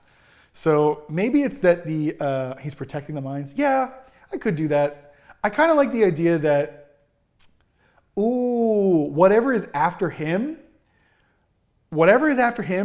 is warded off by goats. So this leads to an interesting question of what, like the goats are kind of either a smoke screen or like they're the equivalent of garlic to vampires. For some reason, the goats are protecting him. Perhaps it's a type of magic, perhaps it's a curse, perhaps it's a different, now this is interesting. If the goats leave the mountain and they become a chupacabra, a vampire goat, perhaps it's a like elder vampire dragon, a dragon that's afflicted with the same curse, and vampirism just can't exist on the top of the mountain. That is actually kind of interesting conversation. Like, picture like a super high level dragon vampire as like a super endgame bad guy, especially because we have this second dragon possibly out here. That's really interesting. I'm gonna write that down. Huh. The goats are like his Morty. Yeah, the goats are so stupid that he can't be seen. That's awesome. Ooh, or it could be a big flying goat that breathes fire with wings. It's not a drag. I really like that. I really like that a lot. Oh, dang. Oh, I really like that flying goat that breathes fire. How do I do that? Man. Okay, but Squirrel Girl is like canonically one of the most powerful people. She has the helicopter and she beat Thanos, so I totally get it. What if there's a story where the dragon becomes a human and become half human, basically a curse to keep the dragons from eating humanoids? Interesting. There's a disease that we talked about, like scale sickness or scale something. I really like the concept of like nature being corrupted is one of my favorite things. I really like that. And I'm trying to figure out if the dragon's presence here is throwing things off and causing problems because of some kind of curse where like he stopped their humans becoming dragons momentum, but dragon becoming human is really interesting. Or perhaps dragon becoming goat. He used to be a goat but somehow turned into a dragon. Yeah, that's believable too. A dragon turns into a goat. Yeah. I did mention lycanthropy. I think that's interesting. Goat chimera. Could that make a goat a dragon? It's such a really dramatic moment. I love the idea of setting up, apologize for my ADHD, it's winning. My favorite way to tell stories in D&D specifically, but a little bit when I write on my own, I love to set up really interesting characters or moments or places or actions and just dot them kind of all over the map and then see where the threads connect. And when I'm on my own, that's obviously a lot easier, right? I can make sure I know where those threads will connect. For D&D, that's really interesting because what I'm describing here is, let's say that he does transform into a goat like once a blue moon or once a dragon moon. We can invent whatever we want. Imagine the scene where my players are sitting here and Faust disappears. He just disappears. And I don't tell them anything. Like, it will be unsettling to them as players, but also one of two things will happen. They'll not care at all or not know what to do, or they'll go after it and figure out what's going on.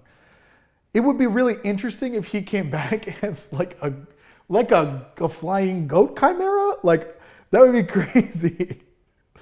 Yeah. That's so interesting. I wonder also, it's okay if you are thinking of ideas and you're not made for it. The thing about this is it's a collaborative storytelling experience. Every idea, he just poofs away. Yeah, every idea has legs at some point in the story. Don't worry. God, that's so interesting. I just love the idea of like stereotypical goat with like tiny little wings, just breathing fire, which is so cool. It's just a question of where he goes. So I've left open a goatophacy, which is that a perfect goat has something to do with a dragon. And everything in the middle I get to fill in, which is really cool. So I wonder if there is a way where goats will eventually become dragons, which sounds absurd when I say it, but it's like, maybe it's like if a goat ever like sucks the blood of a dragon as like a chupacabra, he like becomes a dragon or something like that. It sounds a lot. Reminds me of the Jersey Devil. Yeah, I want it to have like a cryptid sub theme feel because Chelsea fucking loves that stuff. Loves that stuff. So I think I'll probably introduce like creepy monsters from time to time and have them threaten the goats. That's cool. What do we know about this dragon right now? He's a super chiller, super chill. He's here for a reason, which might just be to chill. He's blind. He's tried to teach them stuff because they're all idiots. He stole dragon eggs back from them one time, but he doesn't really care about them. He just kind of, bro, he's chilling. That's about it. He becomes the flying, fire-breathing goat, his ancient form. Yeah, you know, it would be really funny for, like in Dark Souls where snakes are imperfect dragons, hair goats are imperfect dragons, easy. That is actually a good point. That is actually a good point. What tweaker goat is going to be stuck in dragon form? No, I mean, it's possible. I don't know, shit. Because we have a like series of dragon eggs that exist in the campaign, so it's not possible. Oh, like in Shrek where they get married, he stays because he's in love with them. Oh, that's so... Oh. Okay, does he know he's surrounded by goats? I think so.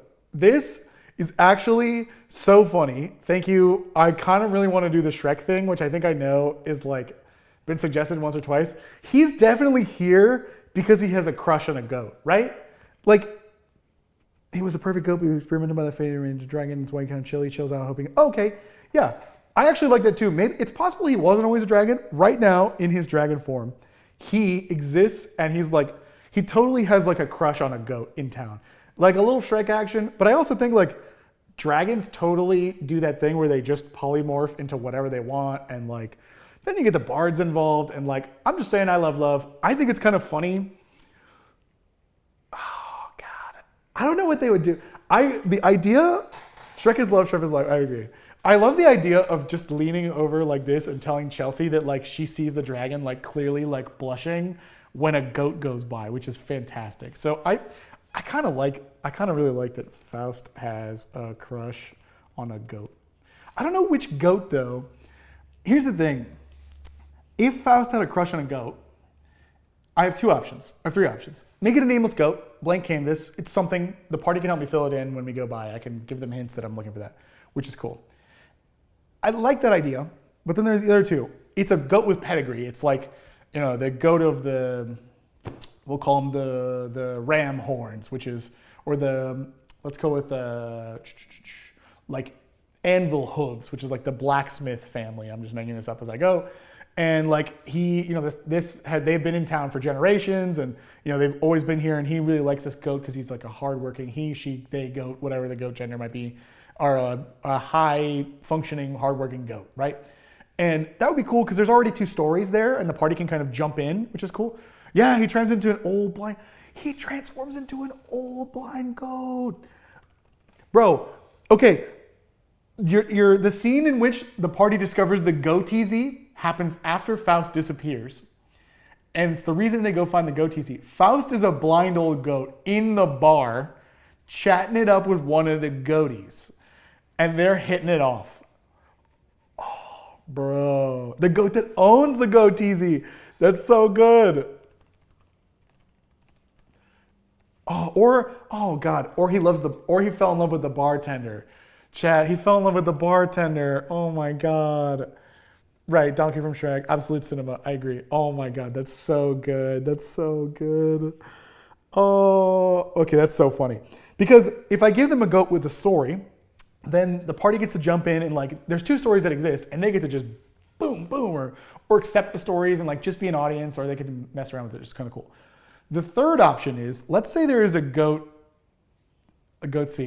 involved in my party, which is possibly likely, where there's a particular goat that's in their backstory, maybe just a house goat or something like that. The idea is so good you can call goat true. Or there's like a house goat or something like that. Then the thing is kind of cool because like you can engage with their backstory. I'm just worried that if I put a giant mega super dragon and I put it in their backstory, that they are gonna feel like I have to engage, they're gonna handcuff, where it's like I have to engage with this super powerful dragon, and it kind of ruined my plans for the goat. So I think I'm leaning towards established story already because it's more interesting. And if they really like the idea, maybe I can have I've had a character fall in love with a bartender before. It's such a good story because like, I'll say it. The bartender is working.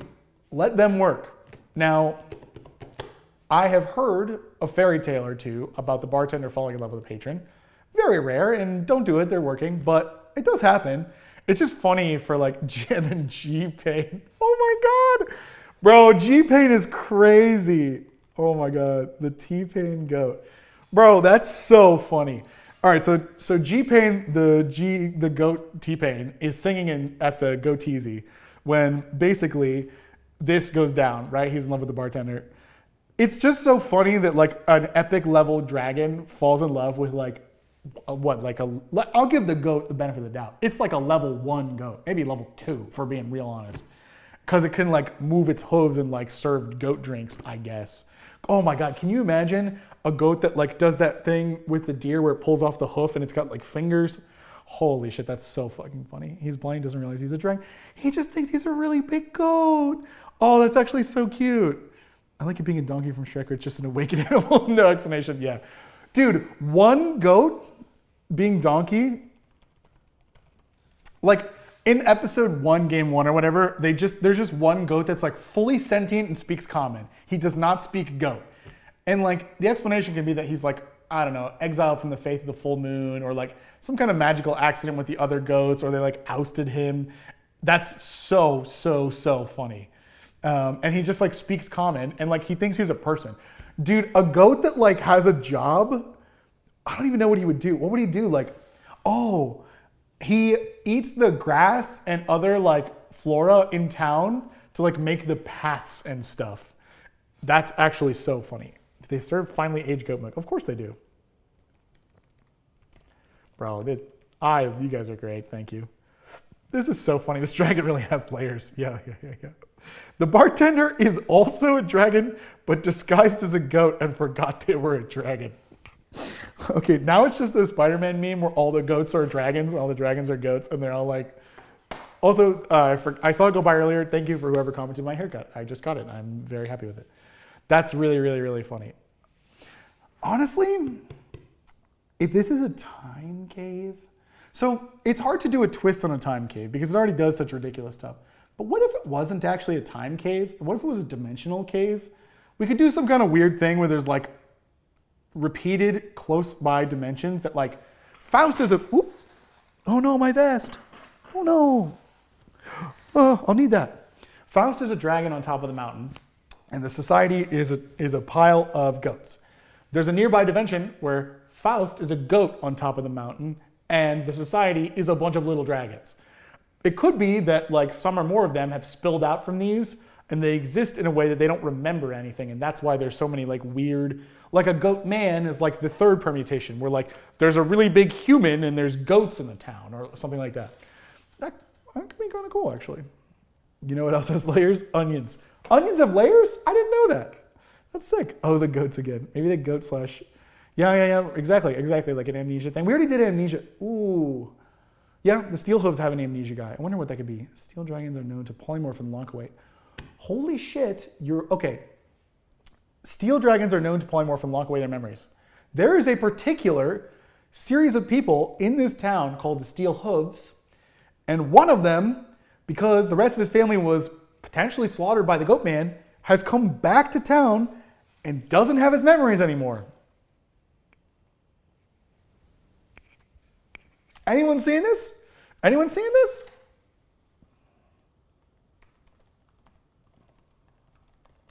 That's crazy.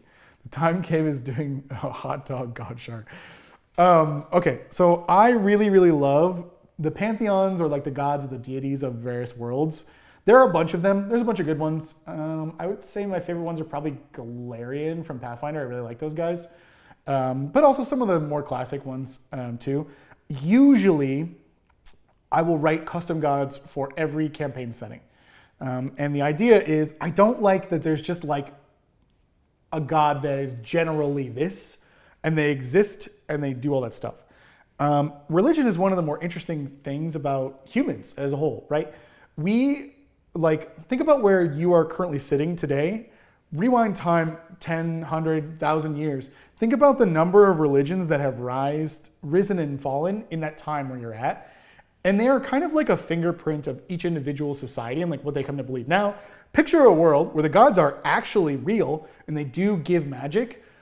I feel like they would give magic based on how they were like brought into godhood. So like, let's say there's a person in this area who, you know, was the best mountaineer of all time. And the way they became a god is that they set out on a 100-day journey and they survived at the most magical mountain. And they like, you know, while they were there, they communed with nature and they figured it out.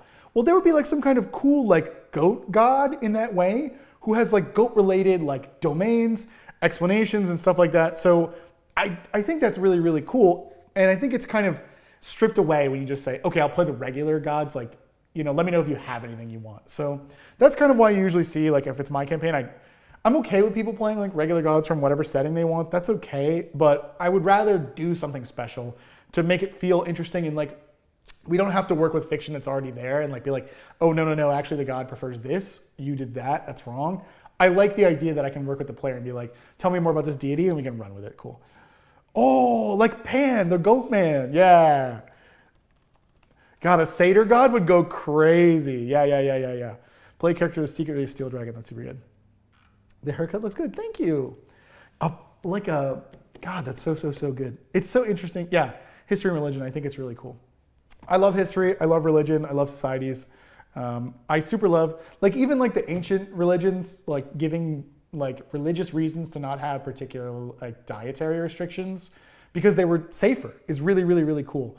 So in a society like this, to close the circle, if there was like a goat-based god, like a satyr god, there would be customs and cultures that that person or deity would do to help their followers survive. So like they would say something like Pan, the goat god, or the satyr god, I'll probably come up with my own name. You know, there'd be like a parable or a story about how the goat god always stands on the edges of cliffs facing inwards to scare away children who would go out to the edge because it's not safe for kids to be on the edge, as we found out in our quiet year, like some kids fall off the thing. And that would be a teaching story. Like if you go off to the edge, the goat god will come down and he'll scare you. And when he does, then you know, you'll be in trouble, right? And so that's like a story. Romolos, that's true. Krampus, Mr. Dumbness or Mr. Gokai are great. There'll be like a parable about that. And I think it's like robbing such a cool moment of the society where it's like, didn't you hear the story of like, you know, the goat god on the edge or whatever? The edger, if you will, I suppose. Eek audio jump scare. Uh-oh, everybody good? Are we good? It's why I need to get an undercut and a beard taping. Listen, beards are great. They exist in all forms. If you got a big old beard, that's good. I like my beard, but it only grows out. I have like a reverse afro. It's kind of very annoying. All right, we have a bunch of good stuff to work with. Let's see what else is like kind of unresolved threads we have here. We have the dragon skin, which I think we've talked about a lot of like where dragon is, which is cool. We have the royalties. Oh, there's hot air balloons. Interesting. Hot air balloons is really an interesting aspect of this because they could theoretically go anywhere. And we have this like mystery fungus too we haven't talked about. Okay. No, I can call him an edger. It's fine. To be in the Forgotten Realms, a really good goat spot can be a new aspect of Sylvanas. Yeah, I'll probably stay away from established stuff. A satyr god doesn't want his followers, but his followers refuse to leave him alone and bullied it. Only helps reluctantly. It's funny. Yo, I'm so jealous of your spaghetti. He takes a form of a goat, and is the fact that some ritual on top of an underflowing dragon can roast a goat alive. Fire, but it doesn't die, it ascends to goat god. Oh yeah, I actually really like that idea. So fantasy in which like artifacts or people are tested in fire is really cool. The idea of a goat being tested by fire, making the perfect goat and making a goat god is actually really, really good. I think tested by fire, maybe dragon fire, goat god. That's really cool because we can set that up because we have a, Faust is already here and Faust is blind, which is really, really cool. The scapegoat who gets you out of trouble. Number one fan, Justari. Well, there's like a bunch of people who say they're my one fan. So are you guys scheming? Are you taking shifts to say you're my one fan? Thank you very much. Face fro, yeah, I have a face fro. I love the idea of a reluctant satyr god. Well, here's the thing. Chelsea in her previous role as Stewie really liked the idea of partying with satyrs in the woods. I mean, guys, we're here. We got goats. We got goats that walk on two legs. I kind of want to give her that up front. Like, it existed kind of in her background, and we had just kind of gotten to the place where we were about to tackle her story. I kind of want to give her that here up front. So I like the idea of like a satyr, like not a god of like getting drunk and partying, but like a god of like having a good time in your community. I think is really cool, especially if it's like a music-based god or something like that. Are the goats clothed? Oh, good question. So I want to give her a satyr god. Let me finish this up really quick. And I think it'd be really cool for it to be involved in the community. Now, I think a humble satyr god is cool, where he's like, yeah, I'm not really a god. He is. But I'm just here to have a good time. And he like kind of, he has an aspect that plays music in the community or whatever is really cool. Or occasionally the mountain wind plays pan flute or something like that when they're in a good mood. It's just cool. Now, on the topic of goats and goat clothes and clothes of goats, we already canonically in the quiet year said that the winters are so bad. Everything freezes over that they have full, and this is why the goats exist, they shear them off like at least yearly and make huge goat coats, which are just like basically the Michelin tire guy looking things. And that's how the people survive. And the goats go inside and they stay with the family like where it's warm, right? Which is really, really cool. Now, as far as the goats wearing clothes, I didn't say this out loud, but my mental immediate picture was like, when you are talking about like the medieval era, knights would wear, I think they're called tabards, which is like the half flag, almost like that goes over and has like their coat of arms. I was picturing goats that like have like that thing draped over them. So like on both sides, you could see like the emblem of the goat house, and they kind of like exist as like, not like saddlebags per se, but as like an identifier, a symbol of honor, right? Like showing that they are like the head of the house, the goat house. Now that's interesting because where would those come from and how would they get made? It wouldn't really make sense for those to be goat fur as well. That maybe could be like fungal fiber, or maybe perhaps there's like a spider. I actually really like the idea of like a arachnid, sentient big spider civilization. Not like 100 billion spiders, but like maybe like 5 or 10 that have they're just done with the Underdark. They want to live a more like peaceful life that exists somewhere in the mines as like craftsmen and traders, which is kind of cool. Yeah, like goat heraldry, exactly, goat heraldry. Let me write that down. Spider craftsman is interesting too. Hey, thank you, Zerathriel, I appreciate that. Yap. That's right, Barbara Reynolds, I'm yapping. In fact, that's all I do. If my level 10 party in D&D campaign and I'm the DM and beat 2 CR10, CR15 monsters, should they level up once or twice? Okay, question about your characters. How are you been doing level ups in the past? Have you been doing XP or milestone? Because that's where I would go. We should have contending goat gods.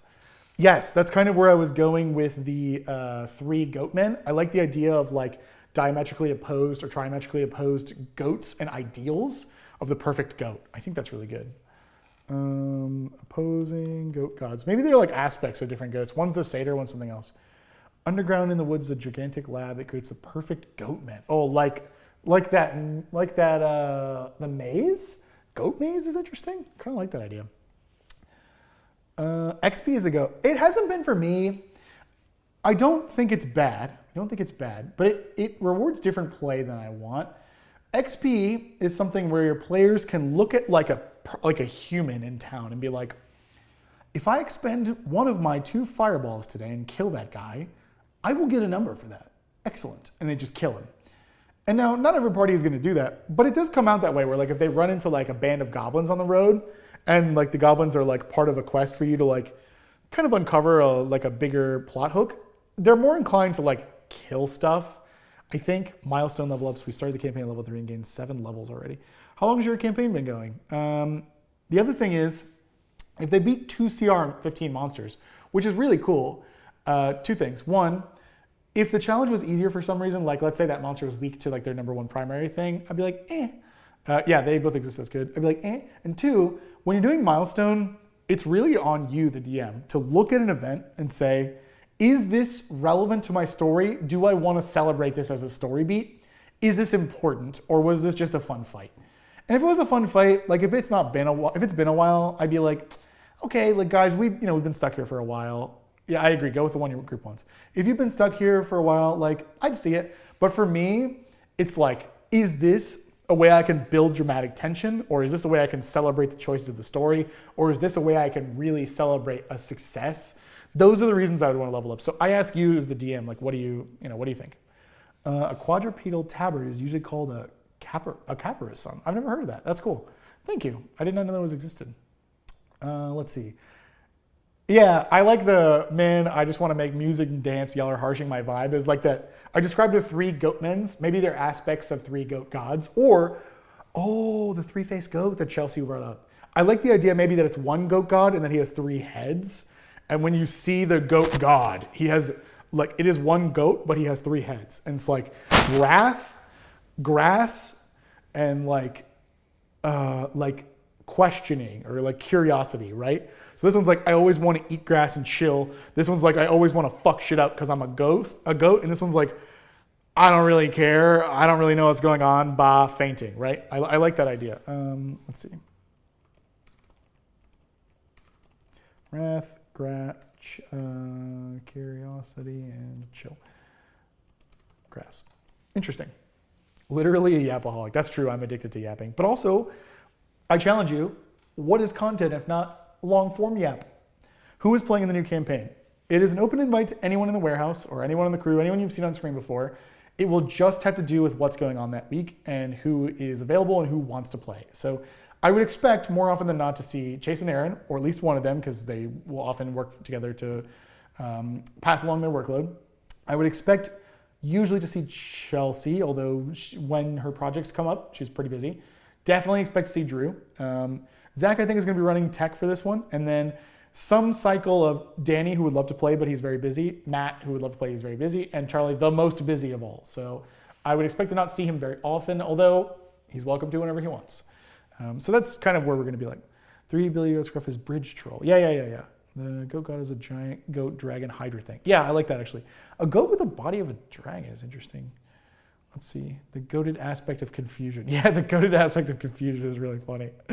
I like that. Let's see. This is all displacement, protection, staff. Oh my god, a staff of power. What? Holy shit. Wow.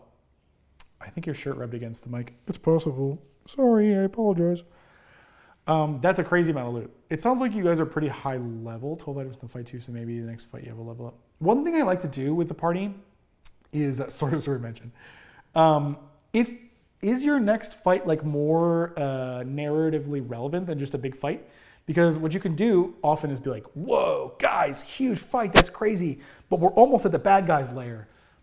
This is one of my classic lines. If you survive the next fight, you'll level up. And they go, whoa, my God, we're gonna level up next week as long as we don't fuck it up. And then like they know that the thing is coming, which is cool. A warlock with a pact with Asmodeus, and you have a half-orc fighter at -1. The day has given more intelligence. The day the fun died. Yeah. Role-playing handicaps is one of D&D's best things, especially if you put puzzles in. Really, like accomplished players playing idiots is awesome. So let's say you have a puzzle and the solution is to pull the levers in a particular order. I love the concept of a guy who's just like, fuck it, I'm gonna do it. And he's like, I'm bored. You're as the accomplished player, you're trying to figure out how to solve a lever. It's like pull lever 1, pull lever 3, pull lever 2. That's the solution. The wizard's there trying to decipher tomes. The ranger's looking for, tracks, and the rogue is trying to check the devices. And the big angry barbarian's being played by the accomplished player goes, I'm gonna try every fucking lever in order. 1, 1, 1, no. 1, 2, 3, no. 1, 1, 3, no. And then like at some point you just lie and say that he hits the solution. Like that shit is so funny when you can reward them for role playing. And yeah, you need people playing against type in that way. Like you are a smart player playing an idiot. Like that makes it so much better. So I agree. Like having handicaps are great. Let's see, focusing with yes. That is Grog is a great example of that. Which is very, very, very funny. Spider caves in the mountain nearby only goat folk can access. That is interesting because we have talked about the fact that some chambers have been restricted. I wonder if it's like goat restricted chambers. And it was because they were small, right? They had to get through. Goat Cerberus. Oh, that's so good. That's so super good. The Ram Warlock, the Sage, and the War Chief. True. I want to play, yeah. That'd be fun. There needs to be... we are moving into what I would call the live era of Skill Check. I and Drew, with different subject matter, wanted to stream a lot more before the hurricanes. we were getting all set up. We got affiliate on Twitch. We're super happy, having a good time, TCG Card Sim. And then we basically, like, everywhere we were streaming out of was like, we had to, I think I posted those pictures in the Discord. If not, I apologize. But we had to deal with that for a while. And we're pretty much mostly backed. And I am making a more concerted effort to do more live stuff. And to give you guys a little bit of lore, in the next coming months, several of our crew will be traveling for different opportunities. And it will make it harder to do refined videos in the way we have done them for Magic. It's not going to stop, don't worry about it, but it will be different. And it will also give us a chance to do more live stuff, I think. One of the things that I'm experimenting with is how to do a live game that involves you guys. I'm not promising that will happen, but if you have ideas for that, drop them in the Discord. I really like things like Doug's like chat heads that pop up. I really like the idea of polls and influencing a campaign that way. I had an idea for like a chaotic world called Wiki World, where like you guys had access to a wiki and like changed it. And when we were in the world, every day I'd pull up the setting in the Wiki World and like read off like what happened in the tavern or whatever, which would be cool. So it's not happening now, and that's not the point of this campaign, but it is something I'd like to look at maybe in 2025. So TBD on that. There needs to be a goat princess that's hella fine. True. Or maybe, okay, I'm now picturing like prom, instead of like prom king and queen, there's like a goat prom. And maybe it's even like goat promenade, right? Or like a ball. And like they gain like king, like goat king or goat prince, goat princess.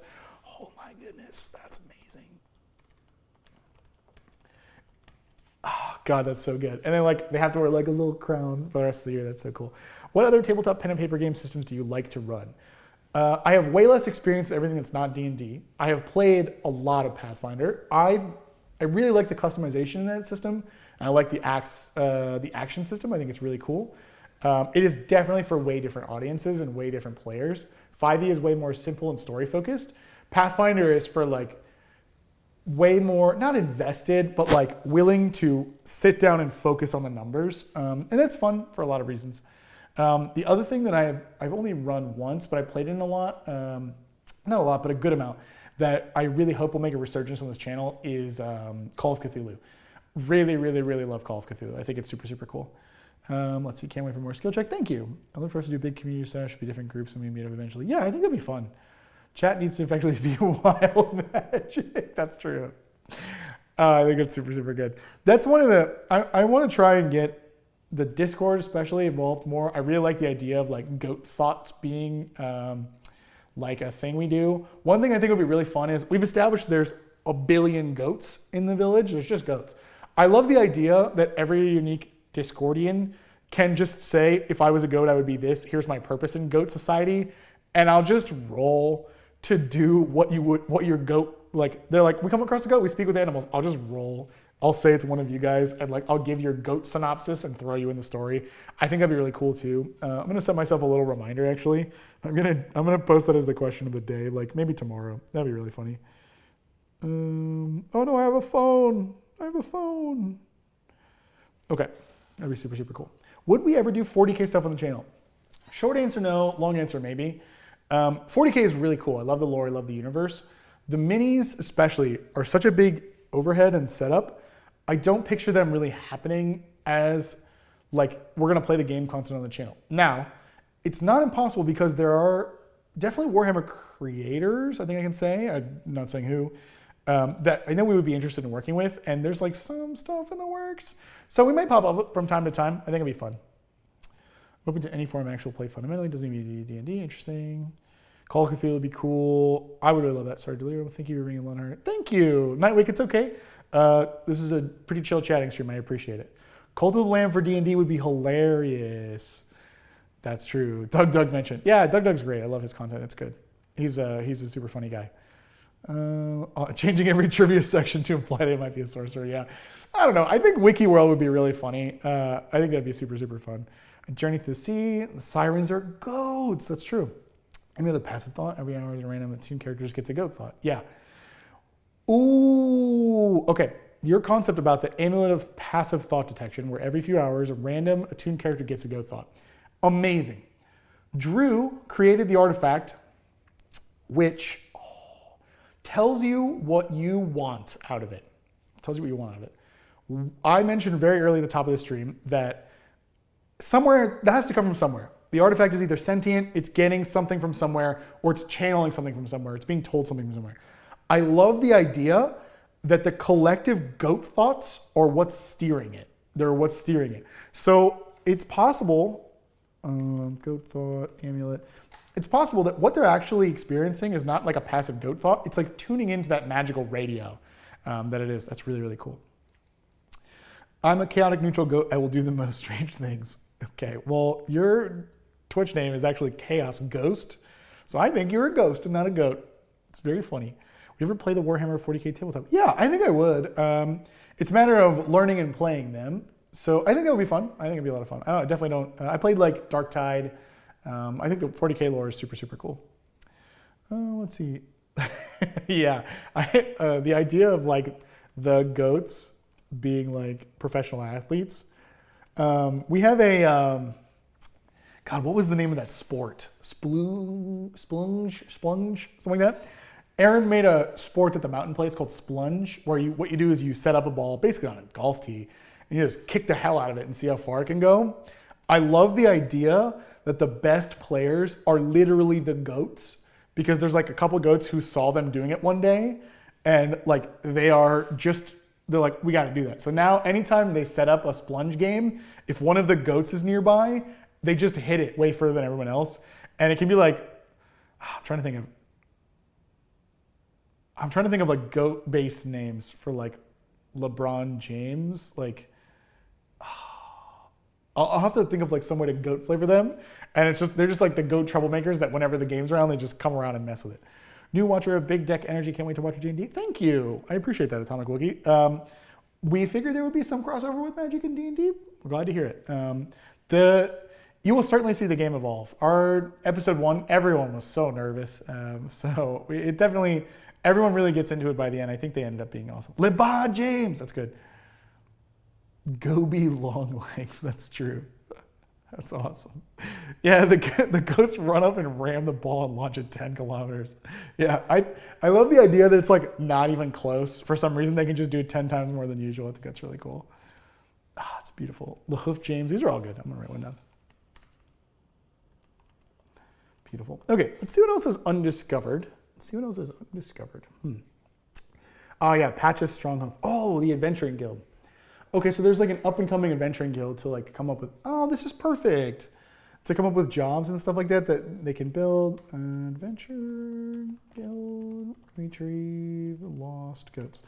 So I said like in the first episode, or first game as it were, I want them to go find a lost goat because I want them to stumble upon this curse, which is the goats that leave the mountain become chupacabra, which I think is fantastic. Now, does that mean they immediately attack? I don't think so. Maybe I'll have them do some like dog whisper stuff where if they scare the goats will still faint even in their chupacabra form, but they get advantage on the save or whatever. Or if they like establish dominance and they make them so big and yell, like the goat maybe like might not attack them, they can lead it back. And taking a job from the Adventurer Guild is perfect. So we'll see what they end up doing. Like I would really like if one of them was maybe like an employee of the Adventurer Guild already. That would be cool. We can have that work out. It'd be cool. Let's see. Goat just named Magic Johnson straight up, and then Goat C. Bryant. That's fucking hilarious. I'll write that down. Well, look, for those who don't know what that is, don't look it up. Or do, I'm not here to harsh your vibe. It's definitely something that Safe Search would deal with. Anyway, for me, the toughest part of this is figuring out what time I want to use that phrase, because obviously it's right here, right? I could just, and it's like, I kind of want it to be for something more impactful. Oh, like, what if there was like an underground like collection of divination mages called seers? They're the goat seers.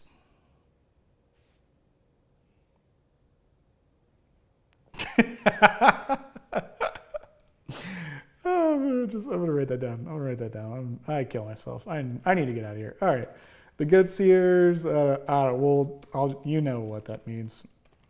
That's hilarious. No, you're the real goat. Chat. On screen is goat seat. Yeah, that's true. Oh man. Okay, let's see.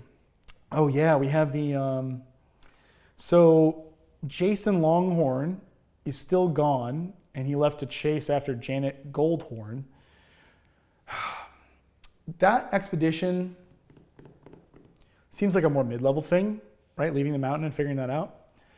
Probably I'll have something to do with like local kingdoms. We said there was a local kingdom that also got harassed by the solicitors. Maybe that's what I'll have. There's the magic mushroom cave. A magic mushroom cave is a superior opportunity for a gotcha machine. So what I mean is this. I make like 5 mushroom artifacts, or magic items, 5 goat magic items, 5 mountain magic items, 5 like ridiculous ones, and 5 that are like themed after each of these guys. I put them on a table, and I tell them that the mushrooms have taken over the cave, and that they will not let anyone in without a sacrifice. And if they bring like, I don't know, like 100 gold, or like a body or something significant, right, that they move the story along, and they chuck it in as a way to get them new magic items, because crafting shit usually takes a while. They can get something out. I'll roll on the table. So let's see, magic. I think it'd be super, super cool. Nat 20, what is the goat doing? True. Right, they use their goat sight to see the future, right? They're a goat oracle. That's right. That's so good.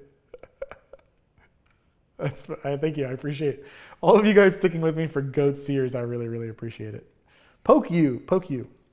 That's very funny. I apologize, chat. It probably looks like I have schizophrenia. I'm talking to you on both YouTube and Twitch. So if you're existing in one of those spaces, you do have other community members who are on the other side. We are friends with both chats here. Now, this is interesting because they did already get like a pile of weapons from the war. They armed themselves already. I wonder if we can have... Interesting. There's an opportunity here. They were involved in like a Fey-esque war for like some houses to have unique curses. Some goat houses have unique curses because of the war. But it also lets them use like interesting like cursed weaponry and stuff like that too. I think that's cool. There was a moment where the kids and the animals were all crying and we didn't really understand why. So there's like some kind of thing that could have happened, which is cool. There was a guy who had some kind of disease. He had like the sheep disease, I think. And he had a goat disease. That's what it was. We said no. There was the Magus, the guy who died. Okay, and then we're kind of like current. Hey, Twitch chat, YouTube says hi. Thank you very much. I'll stick to thinking you're insane. Thank you very much. Hey, you're not wrong. I am definitely out there. I just thought that's what being a DM was. A little bit. I will say, like, there'd be a lot of different tabs open up in here in the Firefox of my mind. Because it's not Chrome, because my memory doesn't leak so much as it doesn't exist. I guess they both do it now. Whatever. And my data is being exported at the speed of light in my mouth. Anyway, I digress. I do think that having a lot of tabs open helps a lot with DMing, because you can kind of talk about one thing and then the other. I'm really excited for this world, and I think where I have gotten to is this. Right now, we made first contact. That's true. Right now, I think what we're going to go with is Lost Goat. I love the idea of a low-level Chupacabra curse. I think it's cool if chat. Both chats. If a goat leaves the mountain, it becomes a Chupacabra. That is like stage 1 of the curse. The longer it stays off the mountain, the more terrifying it becomes as a Chupacabra. To the point where there's probably some scary shit in the woods. Picture like a level 14, Chupacabra that can spit acid, has blink, can see it turn into the future, all kinds of crazy shit. I love the idea of the goat curse scaling with how long they've been away. And later on, I cannot wait to have them be, because Opera GX that's true. Opera GX is pretty good actually. Let's see. Sorrowsworn. Okay, I'll check that out. But I love the idea of a scaling curse would be cool. Boots, pants, and curse is not removable. Transforming the wearer into legs and coat legs has its own disadvantages and advantages. That is interesting. Okay, so equipment that's cursed but not removable. Let's talk about cursed items for a second. Items which your character cannot remove ever are a very touchy subject. Let's go back to Valar, actually. There was a cursed magic hood that, it was like an executioner's hood that gave anyone the ability to cast like 5th level arcane spells. And the curse for that one was like a raw manifestation of the desire to have power. We were upfront with our players. We told them, this is a cursed object. This will probably have consequences if you put it on. Who wants to do it? And we talked about it out of game because our players deserve to know that we're going to challenge their agency. Several people were like, bro, this is perfect. Danny did not speak up at that meeting. He was like, I think he was thinking about it. And in the moment, Valar grabbed it first. And I think we all agreed, like silently, it made so much sense for Valar's character to want like the power and to do anything for it. So now, as far as goat stuff, I want my characters and players to know that this would be like a one-way thing.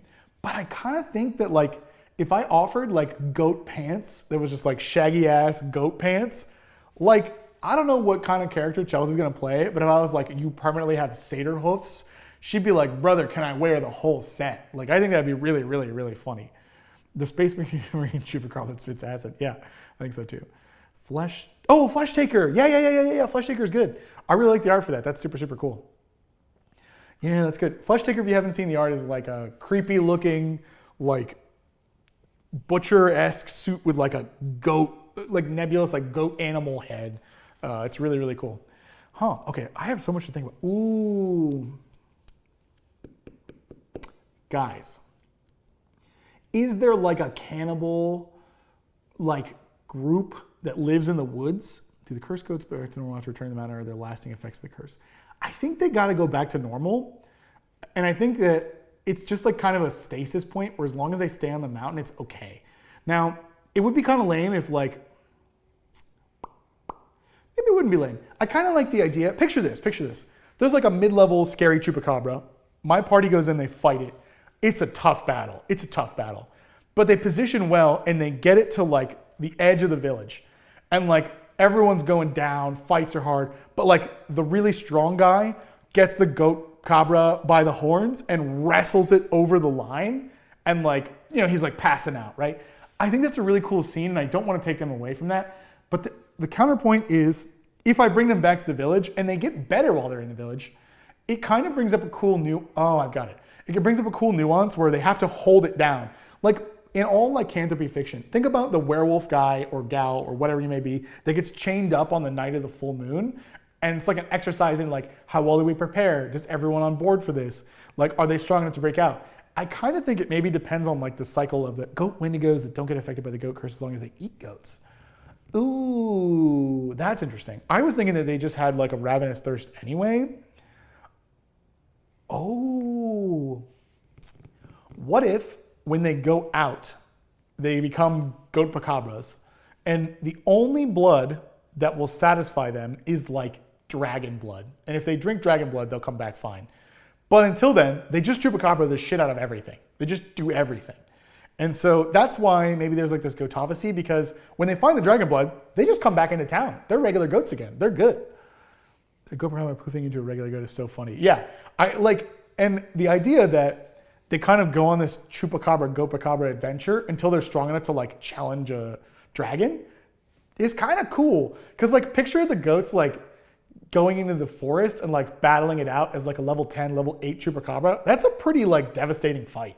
And I think it would lead to some really interesting like lore and mythos for this city, especially if we see this other dragon who like, it might be his goal to like kill all the goat pacabras out there because they are threatening him, which I find would be really interesting. And perhaps that's why the steel hooves constantly go missing.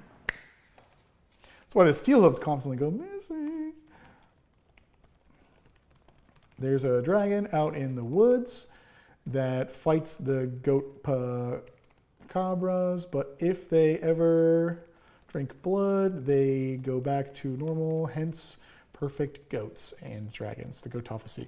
Interesting. Dracula equals the dragon. That's true. That's true. And I wonder if, first of all, Jacob French, you're a cool guy. Second of all, you're a cool guy. This is really interesting because, as you can tell, a goat was cursed and returned. Yeah. Well, what I find to be interesting, Catboy, is like, as long as the timing is weird, which it would have to be, of seeing a goat just wandering back into town on its own, I think that would be enough for the party to be like, what the hell is happening? Like, picture it's noon, everyone's going about their daily jobs, and there's just a goat walking up the mountain, not a chupacabra, which they will figure out early, just wanders back in with like blood on its thing, which would be super, super cool. Prophet goats to return for their quest of dragon bloods. Yeah, how funny would that be? Is there any plans for, okay, it's been long enough I've given the spiel, I want to do it real quick. The museum campaign is on indefinite hiatus. It is, anytime anyone can't make the game, it kind of grinds the story to a halt because the story really relies on all 7 of the players and me and Drew. So if anyone couldn't make it, it felt really bad playing without them. So we didn't really want to do it. And so what we ended up doing is deciding that we still like Dungeons & Dragons. How can we play? We're going to live stream everything. We'll free up our editors. And it will mean that we can just kind of play with whoever's there as long as the campaign is less like full narrative everyone driven. We want the narrative of this story to be focused on the community and maybe perhaps like a guild in the community so that people can jump in and out and kind of work from there, which is cool. So that's kind of where it's at. So that one's on like hiatus, but we are going to keep playing, so hence this campaign. The basic first steps of how we world build is behind me. Normally, when I world build, I like to look at an idea I have or a player has and organically try to wrap them all together to create the right world. My last long-running home campaign, I had already written a book about like new lands for long story short, which would require exploration every 10 years. And my players wanted to play basically pirates. And they're like, bro, we got to do it. And I was like, okay. So we just kind of weave those together, which is cool. This is the result of a game called The Quiet Year, where if you haven't seen it, there's a VOD in our live channel on YouTube. I apologize, there's audio issues. They should be resolved now, and they should not be the same going forward. We just haven't streamed it in a while. And what it is all of my players and I sat down and we were writing individual prompts like, hey, there's a problem, what is it? And ultimately, this amazing board came together with this story. To catch you up really, really briefly, I apologize if you've been here the whole time. The society is goat focused. There's a big chill dragon. Something is really wrong with the place. There's a time cave where we sent kids to maybe play Minecraft. I don't really know about that. There's like maybe another dragon. There's a goatophacy about goats and dragons. There's a goat man. We really went crazy with the goats. And the One Piece is real, I agree. There's also a kingdom we pissed off over here. Some dragonborn tried to come and steal society. There's a cult of Faith of the Full Moon. There was like an inquisitor who like jailed some prominent families. Every family in town is like a goat house. Their goat is like a herald of their house. We've also now on this stream decided that there's like a goat easy, which is like a speakeasy for goats that they go to and they chill. There's some kind of curse that either they have to drink their own milk or their milk has to be drank because someone did something. Those kids never got resolved. Exactly. Yeah, those are up to me. But you know, is it ironic or intentional to make them hate chupacabras because goat literally means goat sucker? I kind of like the idea of a gray area here because if the goats are the chupacabras, yeah, they are bad inherently, and they attack dragons, which is very dangerous. Obviously, you don't want to be doing that. But they are the goats. So I think there's like an interesting like need for adventurers or people in the town who can pacify these goats without killing them because the goats are so important. I find that to be really interesting. Is they can't just go out and fireball the goats to death because like then the goat, like the prominent goat of a house, just dies. You know what I mean? Which is super super cool. Let me go. Cannibal goats is funny. Cannibalism, yeah, so I think Mythologist was the one who talked about Wendigos. I love the Wendigo mythos, the Skinwalker mythos, anything like that comes from like cannibalism or like being out in the woods too long, all the like First Nation myths, all those like out in the woods, that stuff. It's one of my favorite, like, depending on what part of, you know, the continents you have been on in the Americas, there's like something similar in each of those. And I think it's super, super, super cool. So I maybe want to work that in somewhere. Like, I wonder if like a human in the woods who like has their blood drank by a chupacabra becomes like the thrall of a chupacabra. They become a Wendigo and try to drink other humans' bloods. It's really interesting. So I think it's super, super cool. Eat anything. Milk withdrawals. That's interesting. You can't quit. Yeah, that's super cool. Oh, they need to be thrown in the time cave. Yeah, goats versus sheep is funny. Gluttony and madness themes are over. Yeah, that's exactly the kind of thing. So if this was my campaign, I would not have goats to work with. I wanted the idea of a top of the... Basically, for this one, I came to them and I was like, I like the idea of like a campaign that's based on like an area we start in and we're familiar with the area. So Drew came up with a quiet year. He was like, let's play it. I think it's great. And then I think I was like, okay, I like the idea of an old deserted mining town or like a gold rush era town. Maybe it was like an old dragon's horde. Let's go from there. And the guys were like, absolutely. So I don't have any cards. I don't play D&D any other games, but I love your content. Thank you, Katie. I appreciate it. Boy, this has been a long half an hour since Drew left. Yeah, it's true. I do think I'm wrapping up because I wanted to just get through the other notes, but I didn't want to leave these questions hanging. They become goat herders to help bring more goats into the woods. That's interesting. Because if the goats are the one with the secret government, which I love, and they know that they have this curse that they're dealing with, then I think that the goats are stuck and they will have helped humans or humanoids or civilization exist here. Interesting. Goat cheese is essentially what keeps the economy going alive in that town. Yeah, I like the idea that the goat cheese is like part of the main economy. Yeah, drag people into the time cave, that's cool. Leshies are cool. Leshies are really cool. That's a good point, actually. Leshies would be really, really interesting. We have like a Feywild or Feywoods. I kind of like the idea that there is like a neutral air, like plant-based people society somewhere in the woods that has figured out a way to remain invisible. I think that's really cool. Illumigoti. Illumigoti is hilarious. All right, I might use that. I might use that. That's really, really, really funny. Oh yeah, thank you for reminding me about, I've already had a few custom class suggestions. There needs to be a goat domain cleric. I think that's good too. I'm just thankful I get more D&D content. Hell yeah. Well, we're trying to ship it out. I've quite enjoyed this. Okay, let's see. All right, let me think about any last minute things I want to cover, and then I'll probably say goodbye. I think one thing, oh, we have magical plants. They're in the town already. That's right. I forgot. I want to look at the symbols really quick. I apologize for looking at the back of my head. I just want to point out some stuff I haven't talked about. There was magical plants. We didn't really talk that much about the mine. There was this hospital and the magic mushrooms. We talked about the mushroom cave a little bit. We didn't. Oh, this is so funny. If you watch the Quiet Year, Chase said like the sea levels are rising, and then we like fully ignored it for like 30 weeks. And we still have ignored it forever, which I find hilarious. I think, okay. Perhaps that's why, I'll have to go back and watch this to see if the timing lines up. I like the idea that Faust being here has paused some kind of goatocalypse where the water comes up and drowns everyone. And if it's not Faust, it needs to be some kind of Goatman era or Goat-esque thing. There's something that is currently happening. It's in a state of balance. I really like this.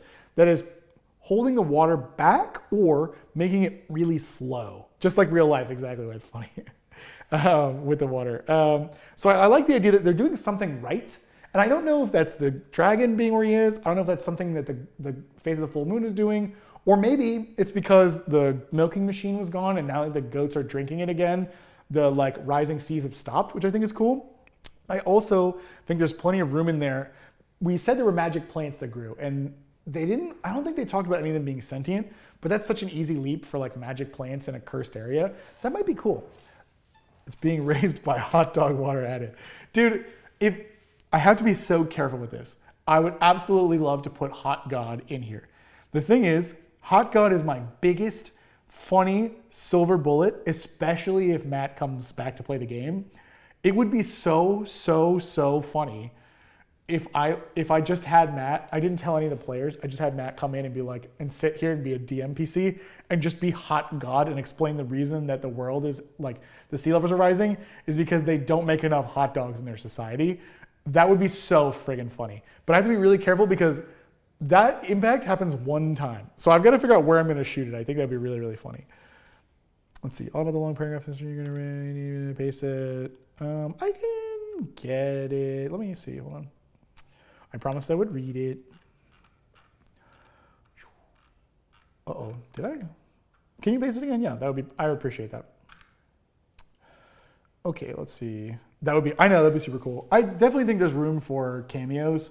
You have to be careful with that kind of thing. One thing that Dungeon Masters can easily do that's kind of lame is like if you were running a campaign and then like get in trouble or there's like a thing that another player character would normally do. He's like known for something. So I'll give you an example. One of my favorite DM PCs is named Bartleby. I played him in several other campaigns. If you have played with me in the past, you know him. He's like a bureaucratic wizard who wants to retire, who just loves bees and wants to open like a mead production area. It's like his favorite thing. And all his spells are like paper themed. Like counter spell is like you didn't file a permit or whatever, and or bee themed, which is great. So like in this campaign, if bees come up, I would be tempted to like put Bartleby in, and I may do that. I'm not saying I won't, but what I do not want to happen is for my own character or a character that some of these guys have played, so I'm going back to the museum, to come in and take the spotlight and hold it. It would be cool, let's say if Seven traveled through this world, perhaps he got separated on a museum adventure, and he stopped and he gave them like a nugget of wisdom, like he chronicled something that they didn't know about, and then left. Like a cool Avengers-esque cameo, fine. Then the 9th, 10th one that gets kind of lame, but yeah, you know what I mean? Let's see. I'll paste it again. Yeah, thank you. Please paste it. I will love to read it. I was daydreaming one day about the end of Skillcheck Team where the whole crew saves the museum and Hugh finally defeats his father in battle. Then, as the end happened, Hughes remembers the drink he took back in Spaceport, the blue one, and realizes that nobody has killed him and he thinks he's a god, to which point he turns on his allies and does the same thing his father did. Sorry for the first paragraph. Okay, because you guys are chill on stream. You don't think that I remember giving him the blue drink, the one that made him think he was a god because he hadn't been killed yet?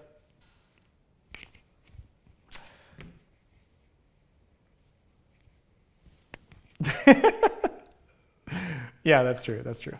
Happy to explain it, Jeff. Happy to explain it. So it's super, super fine to do that kind of thing where they make cameos. But at the same time, it's like, you don't want them to overstep. One thing I love doing is tastefully having another player play their other character at the same time, making them like have a conversation is kind of cute. I had like a samurai character who was like pretty much in a silly one shot, I needed to make a character and I was like, fuck it, I'll make Jackson Steele. And he's just Samurai Jack, but I wanted to do him really over the top dramatic. And it was a fun character. But like from then on, whenever my player characters were like in a different world in a one shot, they're like, oh shit. Oh man, there's a bad blade master we have to come up with. Is it Jackson Steele? And I'd be like, I guess. And then he would just come out of nowhere and they'd be like, whoa, I can't believe he's here. That's pretty funny, you know what I mean? So it's pretty funny. Chat, let's wrap up. Any last minute takeaways? Because I gotta go get eating some dinner, I think. I do appreciate that there are people who loved Skillcheck enough to pull back on some of the earlier games. Leaving breadcrumbs is one of my favorite things. And it's one of the reasons why I wanted to sit down and look through the world that we had kind of set out. Because I do want to leave breadcrumbs early. I think it's so rewarding as a player when you figure out that the Dungeon Master was on your page the whole time. So I can't really do that until these guys pick characters. Although, because we did Quiet Year, I'm a little spoiled. I have some ideas. So a good example, I heard Chelsea say the three-faced goat at one point, and I know she loves the goat man, and I know all this stuff. So planning early for this three-faced goat god to come out is super important because when we get there, I think she can look back and be like, oh my God, did you know the whole time, which is really cool. Oh, did the guards keeping you locked in your DM basement slip your daily Lance wafer packet under the door? No, you would think so, but honestly, I've just been surviving off cards and dice, which is why I think I'm ready to play D&D because like, I gotta play it before I eat all my dice, you know what I mean? Goat earthbenders as some sort of kineticist class. Now there's an interesting, I like the idea. That's so interesting. Goats with classes is interesting. I'm not gonna say it's gonna happen for sure. In a settlement game like this, it is cool to have it be a sleepy town. It is cool to have it be a bustling metropolis. At some point, the party will care about something in this town or the town or each other in the town. And then is when you take their shiny toy and you threaten to break it over your knee, because I am all of the villains and I need to threaten them in a way that will rally them together to create interesting story moments. I think that's important. And so it would be really interesting if I had let slip earlier in the game that some goats were capable of magic in a particular set of circumstances, and allowing them to do some kind of like Avatar the Airbender awakening of goats as like the goat avatar, as like a hive mind of like earthbenders would actually be really, really, really cool. I kind of think that's really, really funny. I'll say one more thing about that drinking the blue juice. I think that when I originally came up with, I don't want to spoil any of Hugh's story because it's not over. It's on pause, and maybe it will be on pause for 10, 20, 30 years, but it's not over. That particular drink he took was one of the like 100 random magical effects I assigned to that color. And when he drank and rolled, I did a little lying. I lied a little bit. I did a little lying because I don't think that was the number he landed on. It was just the one that made sense for him in a story perspective. So thank you. I appreciate your compliments. And I'm so excited for Top of the World, guys. I think it's so cool because in a normal game, I kind of feel like at the beginning, I will write 85% of the world, and every game we play afterwards, like 1% or less kind of pushes out away from me and onto them. And by the end of the game, it's 20% me, 80% them. And I really love that. But in this game, we got a head start. I did 1/6 of this world, right? So I think it's cool because now I get to start stealing a little more percents, set up my own kind of story landmines, watch them walk on it. I'm very excited about it. Goat classes this whole time. Dude, welcome any and all goat class ideas you have, especially in the Discord. Let me know. I would love to see them. I appreciate it. Let's see. I want to scroll through the last things on YouTube, then I'm going to say bye. So if you're on Twitch, you're where the sun don't shine no more. Let's see. Cooking my skill check goat OC for the question of the day tomorrow. Thank you. Yep, I'll definitely post it. I don't know the goat's name. I apologize. Let's see. Xenocide for Understated. They do a good job with symbiotic relationship plants and the pig people. Okay, I will look into that. I think that's cool. Good night. Good night to you too. Got into One Piece TCG because you guys, if you would maybe do box brawls. We talked about it. Oh shit, we didn't post it. We definitely have one that I think we meant to post and we didn't. I'll look into that. But yeah, especially me and Drew, I think that's really, really fun. Have a good night, Nightwake. Thank you, love the stream and the world building. You guys are great. I appreciate the inspiration. Thank you so much for the chat. Recently binged and putting together home. Oh, cool. Well, Jacob, keep us posted in the Discord on your campaign. I love other stories. It's okay for DMs to do a little bit from time to time. Yep, don't tell anyone. Have a bonne nuit. I hope I pronounced that correctly. I've been working on D&D map for some time. Started world. Yeah, get world building. Dude, I truly love Dungeons & Dragons and fiction and world building. If you guys have fiction questions, like shoot them in the Discord. Let's work together on this one. Have a good goated night. Yep, goated night to everyone. Hey, Abnormal Gamer, love you too. Love all you guys. You guys are great in chat. I will catch you over on the Discord. This is the part where I can't reach the turn off stream button, so I'm gonna go over here and turn it off. One tip for a young new DM. Hurry up because I'm getting up. Plane chase, yes, it's on our list of things to do. If you're asking for a general tip for a new DM, my best tip that I can give you, very best, is to remember that you are supposed to have fun too. And if you're not having fun, you got to do something different. Everyone should be having fun. Bye. It's crazy that I'm in this time vortex. Okay, bye. Bye, chat. Bye. You can hear me, but you can't see me. Object permanence is a hell of a thing.